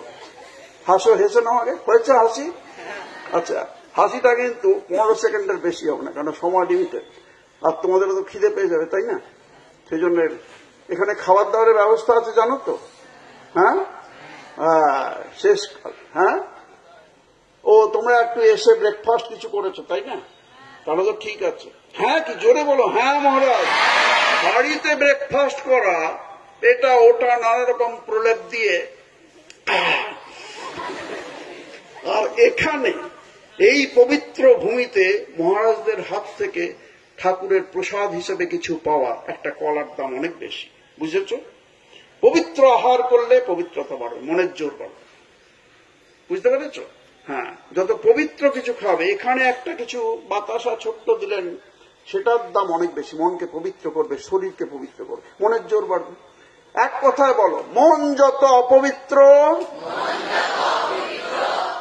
একাগ্র করা তত কঠিন, মন যত পবিত্র একাগ্রতা স্বভাব হয়ে দাঁড়াবে। যত মনটা পবিত্র হবে, সব সময় পবিত্র চিন্তা করছো, অপবিত্র চিন্তা করছো না, দেখবে একাগ্রতা করার জন্য আর সাধনা করতে, ওটাই সাধনা। বুঝতে পেরেছ? আর যে কাজটা করছে একাগ্রভাবে। তাহলে এত সহজ করে আমি তোমাদের যে বলছি বিষয়গুলো স্বামীজির, এই দিনে, শুভ দিনে, এই শুভ সকালে, এত পবিত্র ভূমিতে, নিশ্চয়ই তোমাদের কারোই বোঝার কথা। তোমরা সবাই বুদ্ধিমান বুদ্ধিমতী, আমি চোখ মুখ দেখেই বুঝতে পারছি। কাজেই তোমাদের এটা বোঝার কথা নয়। এমন তোমরা নির্বোধ কেউ নেই এখানে। আমি তো দেখছি সবাই বেশ বুদ্ধিমান বুদ্ধিমতী, বিচক্ষণ। ছোট হলেও তোমরা বুদ্ধিতে, চিন্তা অনেক বড় আছে। কারো কাছে হয়তো আমিও শিখতে পারি। আমি তো সেল ফোন চালানো কিছুই জানি না। তোমাদের কাউকে বলবো, বলি এরকম তোমাদের মতো, যেখানেই যাই এটা শিখিয়ে দাও, ওটা তোমাদের জানেন না, আমি জানি না। তোমরা আমার টিচার হতে পারো, তাই না? পারো তো? ব্যাস। কিন্তু আমি কিছু টাকা পয়সা দিতে পারবো না, দুটো চকলেট দেবো। হ্যাঁ, তাহলে এটা হয়ে গেল। এর পরের ব্যাপারটা কি? চরিত্র গঠন। বলো, এটা কত নম্বরে? 4-এ চরিত্র গঠন। বলো, মনে রাখার সুবিধা হবে। বুঝতে পেরেছ? কোন জিনিস ভাববে কি করে মনে রাখবো, এটা একটা ভাববে, আমি ওটা মনে রাখি সবসময়। বুঝতে পেরেছ? তো মনে রাখার সুবিধে একটা বলছি। ধরো আমি এটা বলে আমি চরিত্র গঠন বলছি। চরিত্র গঠনটা কি সংক্ষেপে বলে দিচ্ছি। মনে রাখার জন্য সুবিধা আমি কি করি বলবো কি তোমাদের? শেয়ার করব? আচ্ছা, ধরো ট্রেনে যাচ্ছি, দেখলাম ওই কতগুলো ছেলে ওখানে, সেদিনে গেলাম কোথায়, বিশ্বভারতী বিশ্ববিদ্যালয় শান্তিনিকেতন, ওখানে 12ই জানুয়ারি বলতে বলেছে একটা ভালো অনুষ্ঠান করে ওরা স্বামীজিকে নিয়ে। রবীন্দ্রনাথের জায়গা, আর স্বামীজি নিয়ে হচ্ছে। দুজনে 1.5 বছরের ছোট বড় ছিলেন, রবীন্দ্রনাথ 1.5 বছরের বড়। ভালো সাজিয়েছে স্বামীজিকে, দুর্দান্ত গান গাইছে, দুর্দান্ত নাটক করছে, তোমাদের মতো এরকম অভিনয় করছে, আবৃত্তি করছে, সব রকম। এত সুন্দর লাগছে। আর গাছপালার বাগানের মধ্যে হয়, প্যান্ডালে হয় না, গাছপালার মধ্যে হচ্ছে, সুন্দর। ওই রোদের মধ্যে বসেই হচ্ছে, ওরা আনন্দ পায়। এত সুন্দর লাগলো সেখানে হচ্ছে। তো ধরো ওই যে চরিত্র গঠন, মনে রাখার সুবিধা, আমি ট্রেনে যাচ্ছি, উঠেছি, দেখছি শান্তিনিকেতন এক্সপ্রেস, এ বলছি SMS করে দে, SMS করে দে, ট্রেনে উঠে গেছি। একটু পরে কতগুলো বলছে SMS করে দে, যে আমরা ট্রেন ছেড়ে দিল, আর অমুকও এসে গেছে। চারদিকে শুনছি SMS করবে। SMS মানে কি না, একটা মেসেজকে পাঠানো, তাই না? শর্ট মেসেজ কিছু পাঠানো, ওটা করছি। তা আমি ওই SMSটা অনেকদিন ধরে করতে পারতাম। একজন ছাত্রছাত্রীকে বলছি, ওখানে অনেক আছে তোমাদের মতো, যে SMSটা আমার শিখিয়ে দাও। SMS মানুষ জানেন না। আমি জানি না নয়, অন্যভাবে জানি। কিরকম? অন্য কিভাবে? আমি বললাম, যখন কোনো সারাদিনে কি করে ঠাকুরমা স্বামীজিকে মনে রাখা যায়, সেই জন্য আমি ওগুলো ব্যবহার করি। SMS হিসেবে যে সেলফোনের জন্য, ওটা তো ফালতু। কে এসে গেছে বলে দিলাম তো SMS। আমি কিন্তু যেই SMS যখন কথাটা উচ্চারণ করুক, আমি কোনো না কোনো ভাবে ভাবি ঠাকুরমা স্বামীজির কথাটা যেন মাথায় চলে আসে। তাহলে আপনি কি মনে করেন SMS আপনার কাছে কি মানে? আমি বললাম, তোমরা বলো, তোমরাও বলো। SMS আমার কাছে ওটার মানে শ্রীরামকৃষ্ণ মা স্বামীজি। সোজা না? কেউ করছে SMS, আমি ভাবছি শ্রীরামকৃষ্ণ মা স্বামীজি। সোজা? বুঝতে পারলে তো? প্রথম লেটারগুলো দিয়ে ওদের নাম হয়ে গেল। তো আমার ঠাকুরের স্বর্ণ, ওরা SMS করছে, আমার মনে করা হলো ঠাকুর মা স্বামীজি। সুন্দর না? হ্যাঁ, এরকম করে প্রতিদিনের রুটিনে তুমি কোনো না কোনো ভাবে স্বামীজিকে স্মরণ করতে পারো। কোথাও একটা গেরুয়া ফুল, ও গেরুয়া, স্বামীজির গেরুয়া। ভারতের জাতীয় পতাকার উপরে আছে কি? ত্যাগের রং, গৈরিক, তাই না? হ্যাঁ, ন্যাশনাল ট্রাইকালার, তার উপরে আছে গৈরিক। স্বামীজিকে মনে করলে, কোন মহারাজকে দেখলে, মহারাজ কি করে আছেন? গেরুয়া। ও গেরুয়া, স্বামী বিবেকানন্দ উপরে আছেন, তাই না? সবকিছুতে এটা তোমার ভাব হবে। চরিত্র গঠন মানে কি? 4-এর চরিত্র গঠন, মিলিয়ে দিলাম। 4-এর চরিত্র গঠন। চরিত্র গঠন মানে কি? দেখো, তুমি কতগুলো জিনিসের দেখো দাম আছে, বাড়ছে কমছে। এই সোনার দাম কিছুদিন আগে কম ছিল, এখন ধরো 40,000 টাকা হয়ে গেছে 1 ভরির দাম। বেগুনের দাম 10 বছর আগে যা ছিল এখন বাড়ছে কমছে, তাই না? পেঁয়াজ তো আর উল্লেখ করে লাভ নেই, এখন না করাই ভালো। পেঁয়াজ লেগে যাবে আমার উপর, আমাকে আবার আনলেন কেন সবার মধ্যে? সে দূরেই থাক, এখন পাকিস্তানে বসে, ঠিক আছে? এখন যে কোনো জিনিসের, তুমি জামা কাপড় কিনবে, তুমি বাজারে গেলে বাবা বললো, ওরে বাবা এই জামাটাই কিনেছি, বা এই লাল কাপড়টাকে, সাদা কাপড়টা কিনেছি লাল পাড়ে, এটার দাম ছিল এত, এখন হয়ে গেছে এত, আগুন দাম। ও, তাহলে দাম কমছে বাড়ছে, তাই না? কতগুলো জিনিস আছে তাদের দাম কখনো কমে না। ভগবান শ্রীরামচন্দ্রের সময় যেমন ছিল, চৈতন্য মহাপ্রভুর সময় যেমন ছিল, ভগবান বুদ্ধের সময় যেমন ছিল, আর জিসাস ক্রাইস্টের সময় যেমন ছিল, এখনো একইভাবে দাম আছে। তার দাম এক কণাও কমবে না, একরকম থাকবে। মর্যাদার সঙ্গে গোটা পৃথিবীর লোক তাকে স্মরণ করবে। সেরকম একটা সেই জিনিসগুলোর নাম হলো, সেই বিষয়গুলো কিন্তু কোনো জিনিস নয়, চোখে দেখতে পাবে না। সেগুলো কি? সেগুলো একটা ভাব। বলো, ভাব। ভাব, একে ইংরেজিতে বলে অ্যাবস্ট্রাক্ট আইডিয়া। বলো, অ্যাবস্ট্রাক্ট কিছু একটা, অ্যাবস্ট্রাক্ট মানে যা চোখে দেখা যাচ্ছে না, কিন্তু তুমি জানো সেটা বা অনুভব করতে পারো, সেটা অ্যাবস্ট্রাক্ট বলা হয়, ভাব একটা। সেই ভাব কি? যেমন ধরো সত্যনিষ্ঠা, বলো, সত্যবাদিত্ব, নিয়মানুবর্তিতা, সেবা, বৈরাগ্য, ত্যাগ, তপস্যা। তপস্যা আমরা কোথায় করবো? ওই যে বললাম, মা বলে বাবা আজকে বৃষ্টি পড়ছে না, আজ আর যাস না, একটু পরেই হয়তো এক পশলা বৃষ্টি হচ্ছে, থেমে যাবে, তুমি গেলে না, এটা ঠিক নয়। মাকেও তুমি বোঝাতে পারো সেক্ষেত্রে, মা বৃষ্টিতে একটুক্ষণ হবে, আমি বরং একটা অন্য জামা কাপড় পরে যাই, পলিটাকে আমার জামা কাপড় নিয়ে যাই, ওখানে গিয়ে চেঞ্জ করলাম, স্কুল কামাই করা ঠিক নয়, তাই না? অবশ্য কোনো মা বাবা, ভালো মা বাবা এরকম বলবেন না। তো সেরকম ভাবে এই নিয়মানুবর্তিতা, এটার দাম চিরকাল। শ্রীরামচন্দ্র বাবা যাতে না মিথ্যেবাদী হয়ে যান সেজন্য নিজে বনবাসে যাচ্ছেন। কালকে সকালে হলেই রাজ্যাভিষেক হবে, তার অভিষেক হবে, রাজকুমার হবেন তিনি। হলো না, না আমাকেই বনবাসে যেতে হবে। কেন? 14 বছর। কারণ বাবা না মিথ্যেবাদী হয়ে যাবেন, মা কথা দিয়েছেন মাকে। বুদ্ধদেব ত্যাগের জন্য ধরো এই জগৎ অনিত্য বলে ত্যাগ করলেন, তখন সত্যের ত্যাগের যে দাম। আজও দেখবে তোমাদের মতো কত ভাই বোনরা এরকম সংস্পর্শে আসছে, রামকৃষ্ণ সংঘে, অন্য কোন ধর্ম সংঘে তারা জয়েন করছে। মানে ত্যাগের মহিমাটা একই আছে, বাড়েনি মানে মর্যাদায় প্রতিষ্ঠিত, কোনো কমেন্ট, এটা বাড়াটা নেই, কমছে না। এইগুলোকে বলে চিরকালীন মূল্যবোধ। বলো,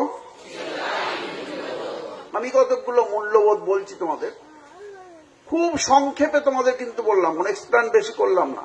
এই মূল্যবোধগুলো তোমরা বলো আমি বলার পর, তাহলে মনে থাকবে আজ থেকে। কারণ আজ তোমাদের মন ভীষণ কনসেন্ট্রেটেড হয়েছে খাওয়ার জন্য নয়, কেউ কি বাড়িতে খেতে পাও না তার জন্য নয়, কিন্তু এরকম একটা পবিত্র পরিবেশে মনে করা শোনার দাম অনেক বেশি, সহজে মনে থাকবে সারা জীবন। কেউ যদি এটার পরে আজ থেকেই অ্যাটেম্প নাও, জেনে রাখো তুমি কালকে নতুন মানুষ। এমনকি 9টার সময়ের তুমি, বিকেল 2টোর সময়ের তুমি আলাদা। পোশাক আশাকে তুমি একই থাকবে, অ্যাপিয়ারেন্সে একই থাকবে, কিন্তু তুমি যদি মনে প্রাণে এই কটা পয়েন্টকে গ্রহণ করো, স্বামীজির ভাষায় অ্যাসিমিলেশন অফ আইডিয়াজ, আমি এগুলোকে গ্রহণ করেছি, তাহলে তুমি সকাল 9টার তুমি আজকে 2টোর তুমি নও। বুঝতে পেরেছ? হ্যাঁ, এটাই হলো আসল। বড় বড় কথা বলা, লেকচার দেওয়া, লেকচার শোনা দিয়ে ঘরে চলে যেতাম, এই ভাবটাকে জাগিয়ে রাখবে।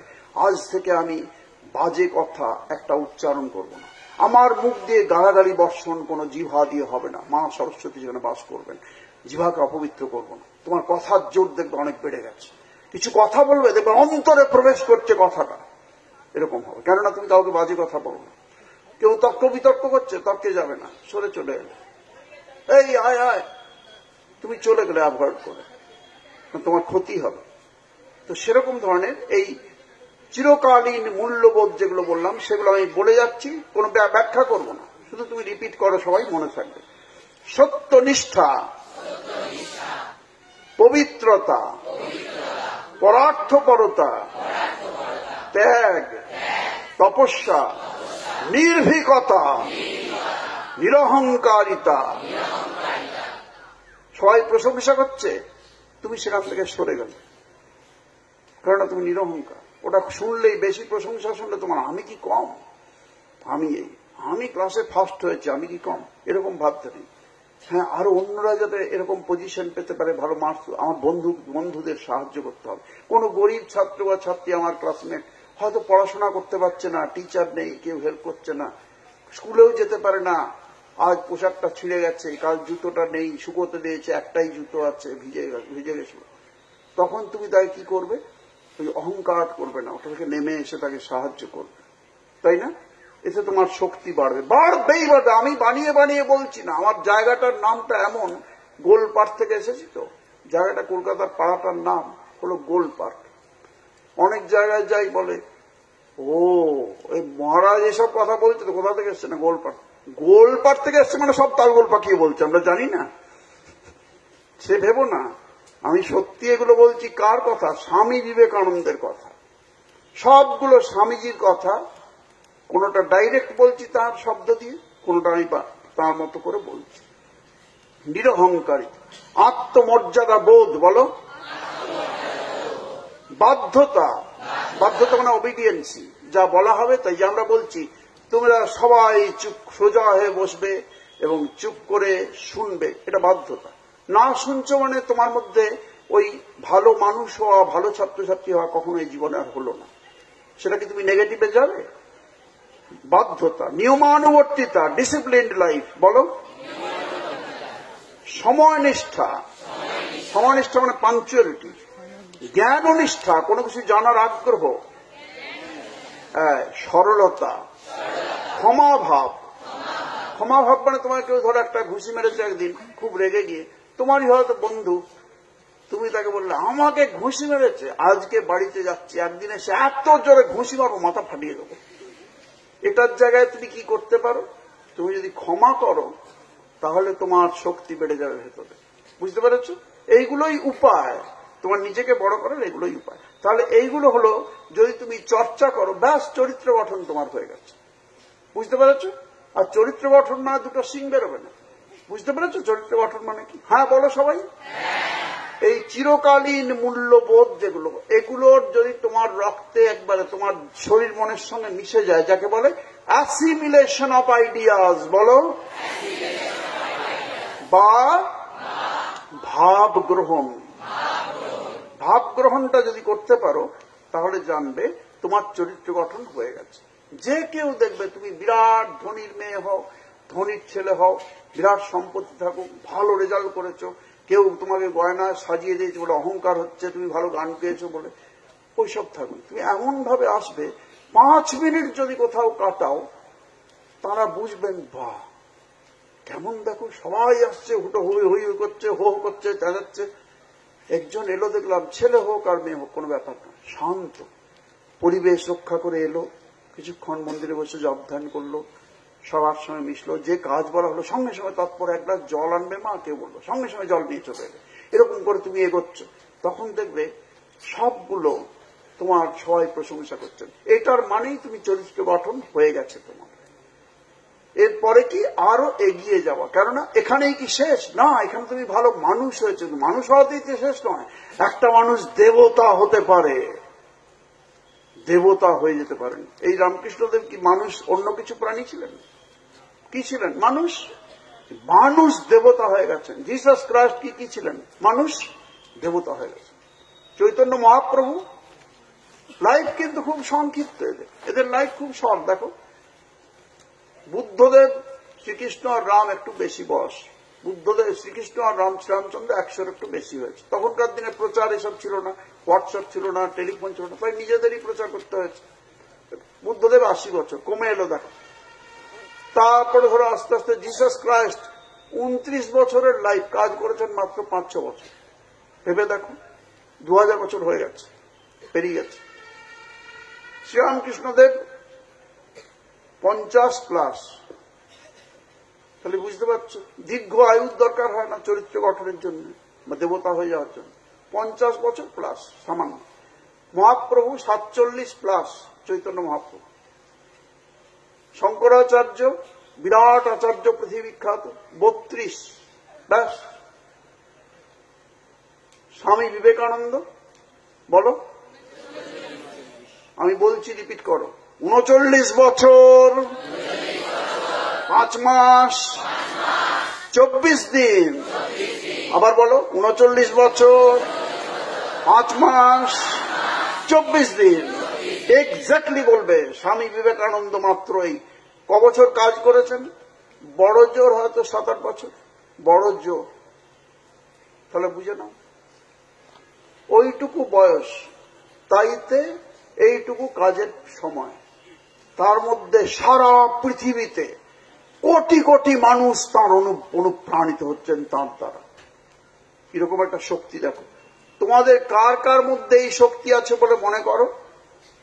কার মধ্যে নেই ভাবছো কি? স্বামীজি কি বলছেন শোনো।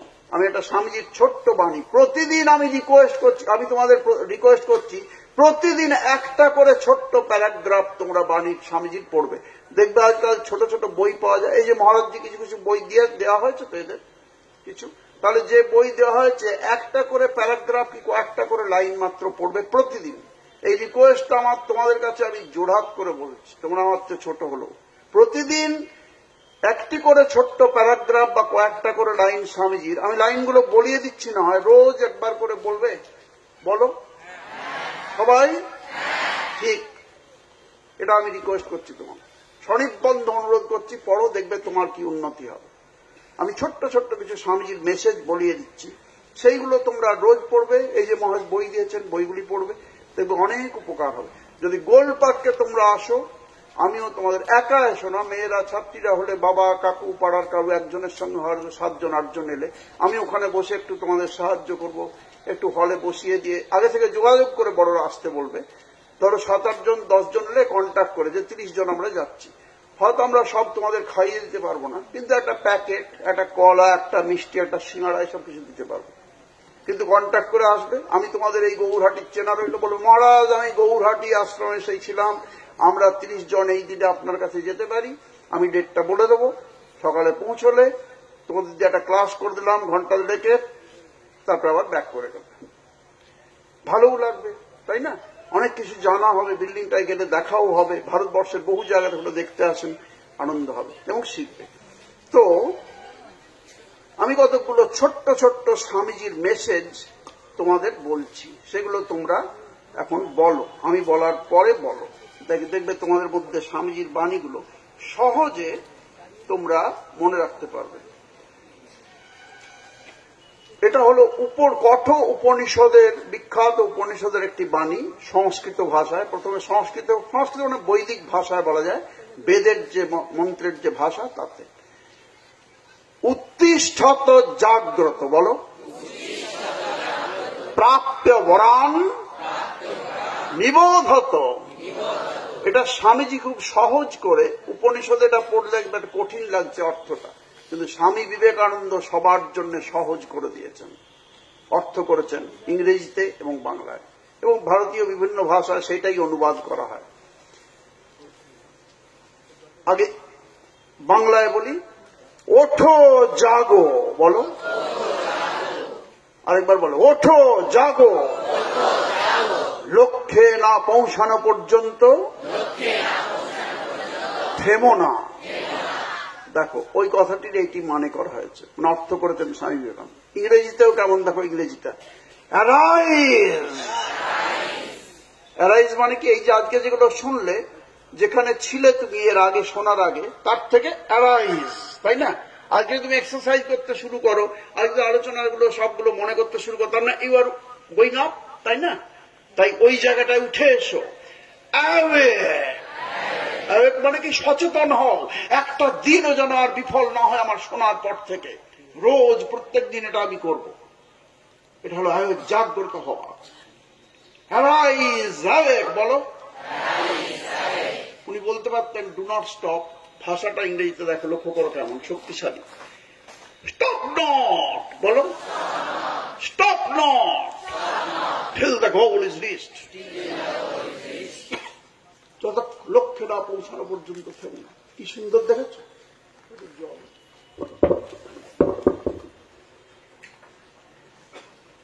সরি,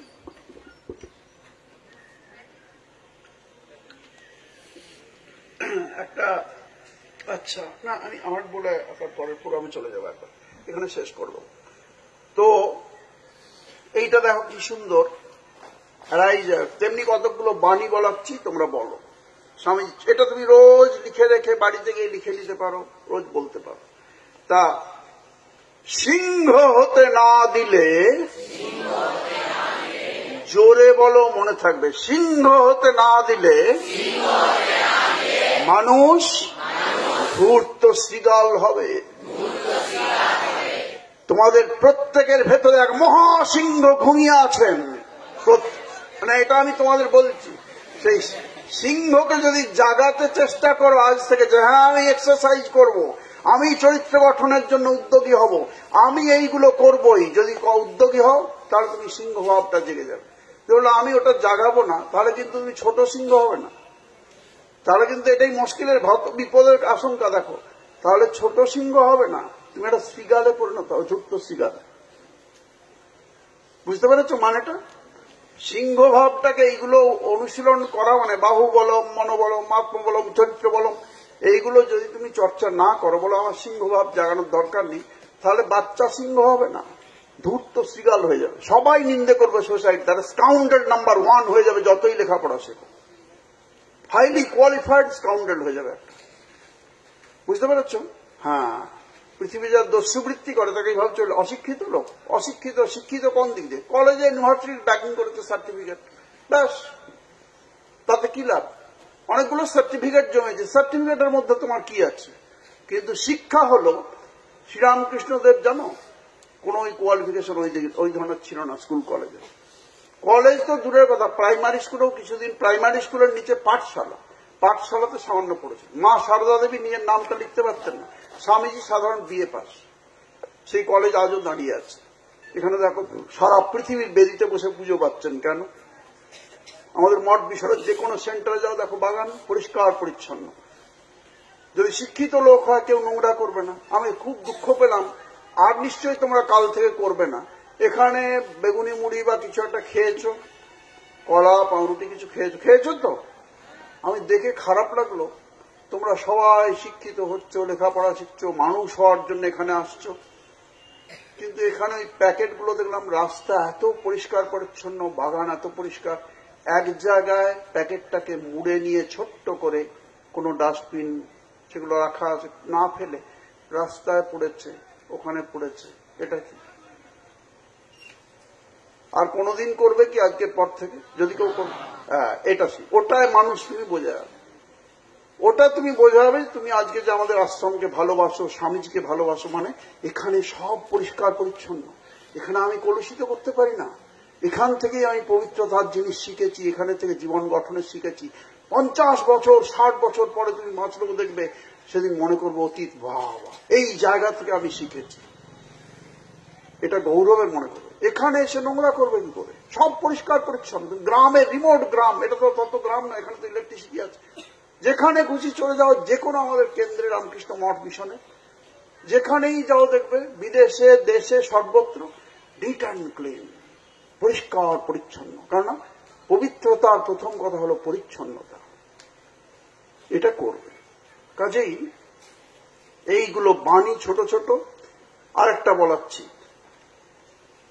কাউকে বলো না তুমি মন্দ, বরং বলো তুমি ভালোই আছো, আরো ভালো হও। খুব সুন্দর না এগুলো? পদ্মের মতো হও। পদ্ম এক জায়গাতেই থাকে, কিন্তু যখন ফুটে ওঠে চারিদিক থেকে ভ্রমর এসে জোটে। সুন্দর না? তুমি হয়তো গৌহাটিতে, আমি আর কি, আমি তো বড় বড় শহরে যাই না, এখানে যাই না, গ্রামে গৌহাটিতে পড়ে আছি, তাতে কি আছে? শ্রীরামকৃষ্ণদেব একটা গ্রামের মধ্যে ছিলেন, নাম কামারপুকুর, বিশেষ কেউ লোক জানত না, ওই পাড়া প্রতিবেশীরা কিছু জানত, গভর্নমেন্টের খাতার গ্রাম বলে নোট করা আছে। এখন দেখো, তুমি ইউরোপে, আমেরিকায়, পৃথিবীর বিভিন্ন দেশে চলে যাও, শুধু আর্জেন্টিনায় চলে যাও, আফ্রিকায় চলে যাও, সেখানে দেখবে কোটি কোটি লোক কামারপুকুরের নাম জানেন, শ্রীরামকৃষ্ণের নাম জানেন। অবাক লাগছে না?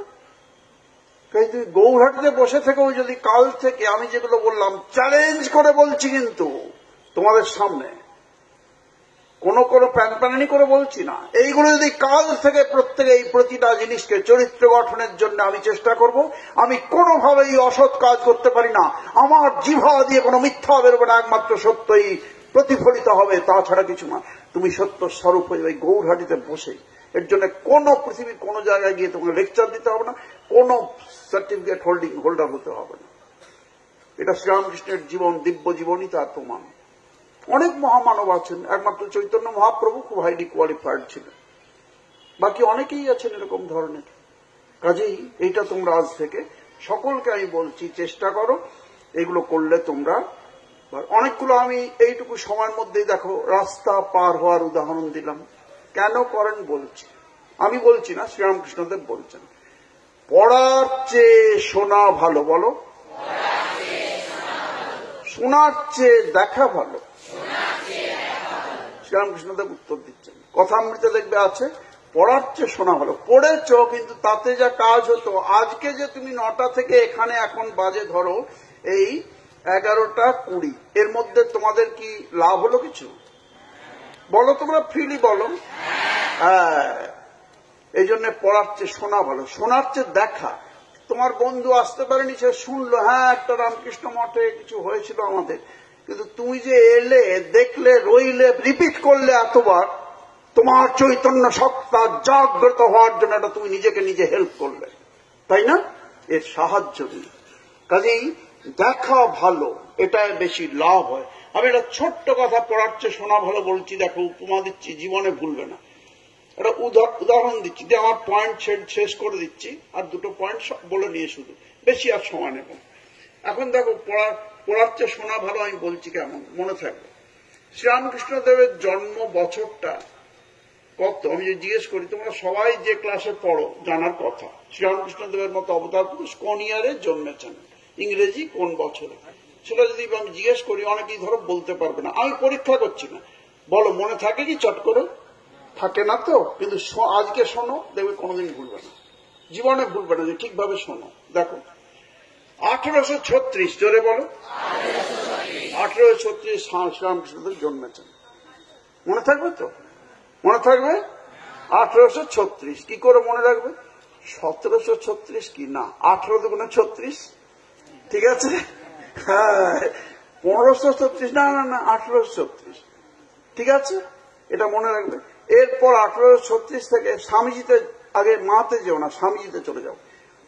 36কে উল্টে দিলে কত হয়? 63-তে স্বামী বিবেকানন্দ জন্মেছেন। 1863 বলো, 1836 ঠাকুর, 36কে উল্টে দিলে 63, 1863 স্বামী বিবেকানন্দ, ঠিক আছে? আর ভুলবে কি? সেই জন্য পড়াচ্ছে শোনা ভালো। পড়েছ কিন্তু কারুই প্রায় মনে নেই, কিন্তু 1836, 18-36, 1836, 1836, 36টাকে উল্টে দাও 63, 63তে 1863 স্বামী বিবেকানন্দ। পরিষ্কার?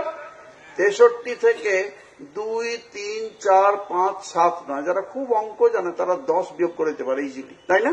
63 থেকে, 36 থেকে নয় কিন্তু, 63 থেকে 10 বিয়োগ করে দাও, 53 মা জন্মেছেন, মা সারদা দেবী। আর ভুলবে কোনদিন? 1853 মা জন্মেছেন। তাহলে দেখো পড়েছ, মনে থাকে না, পড়াচ্ছে শোনা ভালো, ঠাকুর বলেছেন, আমি প্রমাণ করে দিলাম, তাই না? হ্যাঁ। তারপরে ধরো এই যে আমি বলছি, একটা অভিনয়ের মতো লাগছে কি? আমার বলাটাকে একটু অভিনয়ের মতো লাগছে না পাগলের মতো লাগছে? বলো, একটু পাগলের মতো ভালো লাগছে?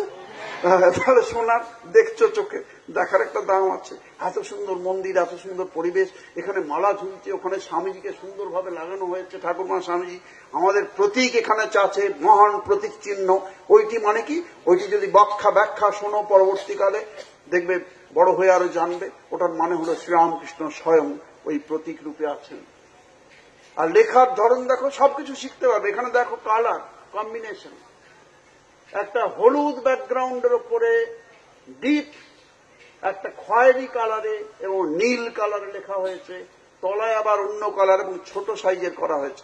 তোমরা যখন কিছু করবে তখন এগুলো শিখে যাবে যে রুচিবোধ কেমন। ওপরে গেরুয়া দেওয়া হয়েছে বা নীল বা সাদা দেওয়া হয়েছে, কত সুন্দর লাগছে দেখো, তাই না?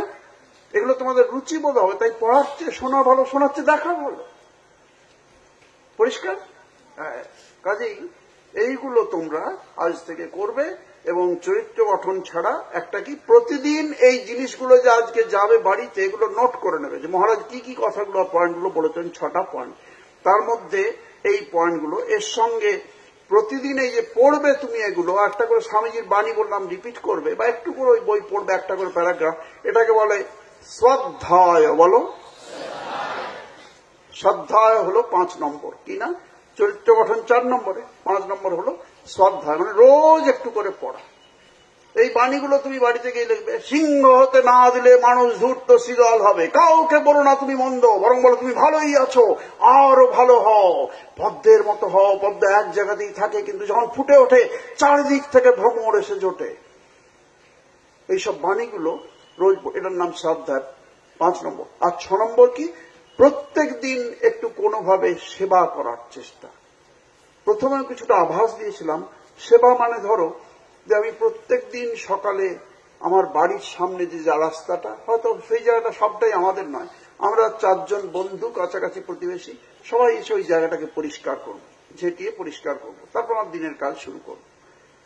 আমাদেরকে এখানে একটা স্কুল আছে, স্কুলের সামনেটা নোংরা থাকে, আমরা লোককে বলবো যাতে না নোংরা করেন, আমরাও করব না।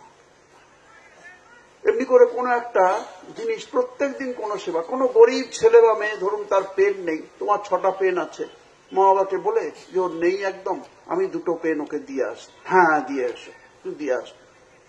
এমনি করে একটু সেবা করলে, পরার্থে এতটুকু করলে হৃদয়ে সিংহ বলের সঞ্চার হয়। তুমি অবাক হয়ে যাবে, তোমার বুদ্ধি বিকশিত হচ্ছে, চিন্তা বিকশিত হচ্ছে, তুমি বিরাট কিছু সাহায্য করার জন্য উদ্গ্রীব হয়ে আছো। মানুষ তোমাকে দেখে আনন্দ পাবেন, তৃপ্তি পাবেন।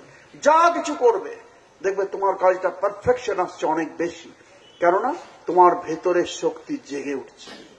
আপাতত তোমাদের বয়সে এই কটি পয়েন্ট যদি তোমরা অনুসরণ করো তাহলে যথেষ্ট হবে। পরবর্তী প্রোগ্রাম যেগুলো আছে সেগুলো এখন থেকে এইভাবেই কন্টিনিউ করব আমরা। সকলে বলো, একটা জিনিস দেখো, একটা সেন্টেন্স বলছি আমি, এই সেন্টেন্সটার মানে হলো, এই বাক্যটা ইংরেজিতে প্রতিটা শব্দ 2টো লেটারে তৈরি। প্রতিটা শব্দ, ধরো আই শ্যাল ঘ, উই ঘ, সবগুলো আলাদা আলাদা লেটার আছে। কোনটা 2টো আছে, কোনটা আর 4টে আছে, 3টে আছে, 5টা। কিন্তু দেখো আমি বলছি 20টা শব্দ দিয়ে একটা বাক্য বলছি। বাক্যটার মানেটা খুব সোজা। সেই সোজাটা কি? আমি তোমাকে বললাম হয়তো যে আমার চাবিটা এটার কৌটোর ভেতরে আছে না উপরে আছে। ভেতরে থাকলে ভালো, উপরে থাকলে ভালো, যেমন আছে তাতেই ভালো, ওটা ওরকমই থাকুক। এই কথাটা ইংরেজিতে বলছি। দেখো প্রতিটা শব্দ, একটা বাক্য, প্রতিটা শব্দে 2টো করে ওয়ার্ড আছে। এটা শুধু মজার জন্যই। ফান একে বলে, বলো ফান। ফান মজা, তোমার বন্ধুদের বলতে পারো, স্কুলে আনন্দ পাবে। সো বলো, if it is in or if it is on, it is as it is. Be it in or on. মানেটা হলো, সুতরাং এটা ভেতরে আছে অথবা ওপরে আছে, এটা ঠিকই আছে, এটা ওরকমই থাকুক। So if it is in or if it is on, it is as it is. Be it in or on. এটা সেরকমই থাকুক। সুন্দর না? ভালো লাগলো? ঠিক। 100টা দরকার নেই, 70টা ওয়ার্ড ইংরেজিতে একটা না বলতে পারবে দ্রুত, এক নিঃশ্বাসে। অন্তত 20টা বলতে পারবে। আমি দেখো বলে দিচ্ছি, একটা ওয়ার্ড যাতে এ সব লেটারটা নেই, বড়রা কেউ বলবেন না, ছোটরা বলছি, এ লেটারটা নেই এমন 10টা লেটার বলতে, ওয়ার্ড বলতে পারবে। 20টা, 70টা। আমি দেখো বলছি, একটা না, অত বলবো না, সময় অভাব, 10টা মাত্র বলছি। দেখো 100 পর্যন্ত, 70টা বললাম, 100টা আমি ওয়ার্ড বলতে পারি, একটাও এর ব্যবহার নেই। দেখো 1, 2, 3, 4, 5, 6, 7, 8, 9, 10, 11, 12, 13, 14, 15, 16, 17, 18, 19, 20, 25, 21, 22, 23, এমনি করে 100 পর্যন্ত একটাও এ নেই। কেন 100টা বলিনি? পাছে তোমরা ক্লু পেয়ে যাও, তোমরা সবাই বুদ্ধিমান আছো, বুদ্ধিমতী, তাই 100 বললাম না, বললাম 70টা বলতে পারো। চালাকি একটু আশ্রয় নিলাম। ভালো লাগলো? ঠিক। জোরে একবার বলো, ওঠো জাগো, আর ঘুমিও না, সকল অভাব, সকল দুঃখ ঘোচাবার শক্তি আমাদের নিজেদের ভেতরেই রয়েছে। যদি একথা বিশ্বাস করি তাহলেই ওই শক্তি জেগে উঠবে। ওঠো, জাগো, এগিয়ে চলো। লক্ষ্য বিবেকানন্দ, লক্ষ্য শ্রীরামকৃষ্ণ, লক্ষ্য Ma Sarada Devi. Thank you all. মহারাজের শ্রীচরণে প্রণাম নিবেদন করেন। আজ সময়